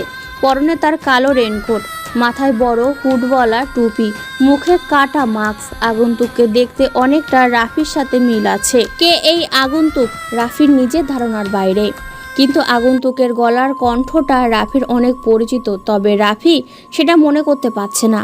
আগন্তুককে দেখে সালমান জোরে জোরে হাসতে থাকে আর বলতে থাকে, চলে এসেছে আমার মাইন্ড গেমার। রাফু, তুই চাইলেও আমাকে হাঁস মারতে পারবি না, কারণ তোর একটা বড় জিনিস আমার কাছে আছে। কি সেই জিনিস যেটা তোর কাছে আছে? আর এত উত্তেজিত হচ্ছিস কেন? জানবি কি তোর জিনিস, আর দেখতেও পারবি। অনেক সময় হয়ে গেছে সিগারেট খাওয়া হয় না, আমি সিগারেটটা জ্বালিয়ে নেই, তারপর তোর সাথে কথা বলছি। সালমান রেনকোটের সামনের পকেট থেকে একটা সিগারেট প্যাকেট আর লাইটারটা বের করে। সিগারেটের প্যাকেটের মনে হয় একটাই সিগারেট ছিল। সালমান সিগারেটটা ঠোঁটে চাপে, খালি প্যাকেটটা নিচে ফেলে দেয়। রাফি ভেবে পায় না কি এমন জিনিস যেটা সালমানের কাছে আছে। নুসরাত? না, নুসরাত কেন হবে? সালমান নুসরাতের খবর কিভাবে পাবে? কেউ তো জানেই না নুসরাতের কথা। তাহলে কি জিনিস? রাফি আর ভাবতে পারছে না, তাই উচ্চস্বরে বলে, সালমান, আমার জিনিসটা কি সেটা দেখা, আমি আর অপেক্ষা করতে পারছি না। জিনিসের জন্য রাফু ভাই অনেক পাগল দেখেছে, এই বের করে আন রাফু ভাইয়ের অমূল্য সম্পদ। আগন্তুকটা সালমানের গাড়ির দরজাটা খুলে ভেতর থেকে একটা মেয়েকে বের করে আনে। মেয়েটার হাত দুটো পেছন দিকে বাঁধা, মুখে টেপ লাগানো। আগন্তুক মেয়েটার মুখ থেকে টেপটা সরিয়ে নেয়। রাফি দূর থেকেই দেখতে পায় মেয়েটা আর কেউ না, নুসরাত। কিন্তু সালমান নুসরাতের সম্পর্কে কিভাবে জানলো? রাফি নুসরাতকে এমন অবস্থায় দেখে রেগে যায়। সালমান, তুই নুসরাতকে ধরে এনে অনেক বড় ভুল করে ফেললি। সঠিক সময়ে এমন ভুল কাজ করার আমার স্টাইল। যতক্ষণ পর্যন্ত নুসরাত আমার কাছে থাকবে ততক্ষণ তুই আমার কিছু করতে পারবি না। রাফি নিজের মাইন্ডটাকে শান্ত করে মাথা ঠান্ডা করে বলে, সামনের আগন্তুকটা কে? আমি সেটা জানতে চাই। আগন্তুককে দেখলে তুই অনেক কষ্ট পাবি। আমি চাই না তুই মরার আগে এমন কষ্ট পাস। কে মরবে কে বেঁচে থাকবে সেটা সময় বেশ ভালো জানে। আগন্তুককে বল মুখ থেকে মাস্কটা খুলে ফেলতে। সালমান হাত দিয়ে কিছু একটা ইশারা করে। সামনে থাকা আগন্তুক মুখ থেকে মাস্কটা সরিয়ে নিচে ফেলে দেয়। দূরের ল্যাম্পপোস্টের আলোয় মুখটা কিছুটা বোঝা যাচ্ছে যে আগন্তুকটা টনি। রাফি অনেকটা চমকে ওঠে। টনিকে এইভাবে দেখে? বেঈমান, সবাই বেঈমান। টনিকে এত বিশ্বাস করতো রাফি, কিন্তু কি করলো সে? বেঈমানি করেছে। টনি, তুই এখানে এই অবস্থায় কেন? ভাই, টাকা টাকা সবই তার খেলা। সালমান ভাই আমাকে 10 কোটি টাকার অফার করে তোমার সাথে বেইমানি করার জন্য, আমিও তাই করি। তোর টাকার প্রয়োজন, আমি দিতাম তোকে টাকার থেকে বেশি, কিন্তু তুই সেটা না করে আমার সাথে বেইমানি করলি। কিছু করার নেই রাফু, টাকার জন্য সবাই সবকিছু করতে প্রস্তুত আছে। রাফি আর সহ্য করতে পারে না। খেলাটা এখানেই শেষ করা দরকার। রাফি কোমরের কাভার পয়েন্ট থেকে ছোট্ট একটা পিস্তল বের করে, চোখের পলকের আগেই 2টা গুলি করে। একটা গিয়ে টনির কপাল ভেদ করে বাইরে চলে যায়। টনি নিস্তেজ হয়ে নিচে পড়ে যায়। আর একটা বুলেট যেয়ে সালমানের বাহুতে লাগে। ব্যথায় কুকড়ে ওঠে সালমান। নুসরাত ভয়ে কাঁপছে। রাফি সালমানের দিকে এগিয়ে যায়। পিস্তলটা রিলোড দিয়ে নেয় রাফি। সালমান ভয় পেয়ে যায়। রাফিকে দেখে সে ভয়ে পেছাতে থাকে। রাফি সালমানকে থামানোর জন্য আর একটা গুলি করে তার পায়ে। সালমান ভয়াত্মক চেহারা নিয়ে কাঁপা কাঁপা গলায় বলে, রাফু ভাই, আমাকে ছেড়ে দেন। আমি আপনার কি এমন ক্ষতি করেছি যার কারণে আমাকে এইভাবে শাস্তি দিচ্ছেন? মনে করে দেখ, আজ থেকে প্রায় 10 বছর আগে ঢাকার সবচেয়ে ধনী বিজনেসম্যান আশরাফ চৌধুরী আর তার স্ত্রীকে কোনো এক আধার রাতে খুন করে চলে গেছিলি তুই। মনে আছে সেই কথা? না ভাই, আমি তো তেমন কোনো খুন করিনি। মিথ্যা কথা আমার একটু সহ্য হয় না। তুই সত্যি কথা বল, বেঁচে যাবি। হ্যাঁ ভাই, আমি নিজেই খুন করেছি। কিন্তু সে 10 বছর আগের ঘটনার সাথে আপনার কি সম্পর্ক? সম্পর্কটা খুব গভীর। সেই আশরাফ চৌধুরীর ছেলে আমি। দেখ, ভালো করে দেখ, আমাকে চিনতে পেরেছিস কিনা। রাফির মুখ থেকে মাস্কটা খুলে ফেলে দেয়। সালমান এবার মুখ ফুটে বলে ওঠে, রাফি, তুমি কি করে সম্ভব? রাফি আর কোনো প্রশ্নের জবাব দিতে চায় না। পিস্তলটা সালমানের দিকে তাক করে ট্রিগারে জোরে একটা চাপ দেয়। গরম বুলেটটা যে সালমানের মাথায় লাগে। মাথা থেকে তাজা রক্ত বের হয়ে পিচ ঢালা ভেজা কালো রাস্তায় পড়ছে। নুসরাত দৌড়ে এসে রাফিকে জড়িয়ে ধরে। রাফি বুঝতে পারছে নুসরাত অনেক ভয় পেয়ে আছে। তাকে শান্ত করতে হবে। তাই রাফি বলে, নুসরাত, এই নুসরাত, তাকাও আমার দিকে। একজন রাফিয়ানের হবু বউ হয়ে এভাবে ভয় পেলে চলবে? নুসরাত মাথাটা উঁচু করে রাফির দিকে তাকিয়ে বলে, রাফি, তুমি এই মস্তানি ছেড়ে দাও। তোমাকে নিয়ে আমার অনেক ভয় হয়। যদি তোমাকে হারিয়ে ফেলি তাহলে কি হবে আমার? ছেড়ে দেব সব মাস্তানি, কথা দিলাম। আমাকে নিয়ে ভয় পাওয়ার কিছু নেই। আমি সারা জীবন তোমারই থাকবো। কিছুদিন পর তোমাকে সারা জীবনের জন্য পেতে তোমার বাসায় যাব। সারা জীবনের জন্য পেতে মানে? বুঝতে পারছি না আমি। তোমার আর কিছু বোঝা লাগবে না। আমার আর তোমার বিয়ে নিয়ে কথা বলতে যাব তোমার বাসায়। রাফির মুখ থেকে এমন কথা শুনে নুসরাত লজ্জায় লজ্জিত হয়ে যায়। রাফি নিজের রেনকোটটা খুলে ফেলে দেয় রাস্তার মাঝে। রেনকোটের নিচে থাকা শার্টের কলারে নুসরাত 2 হাত দিয়ে ঝাপটে ধরে। রাফিও নিজের প্রিয়সীকে আগলে নেয় নিজের বাহু ডোরে। তাদের এই ভালোবাসার সাক্ষী হয়ে রইল এই মুষলধারের বৃষ্টি।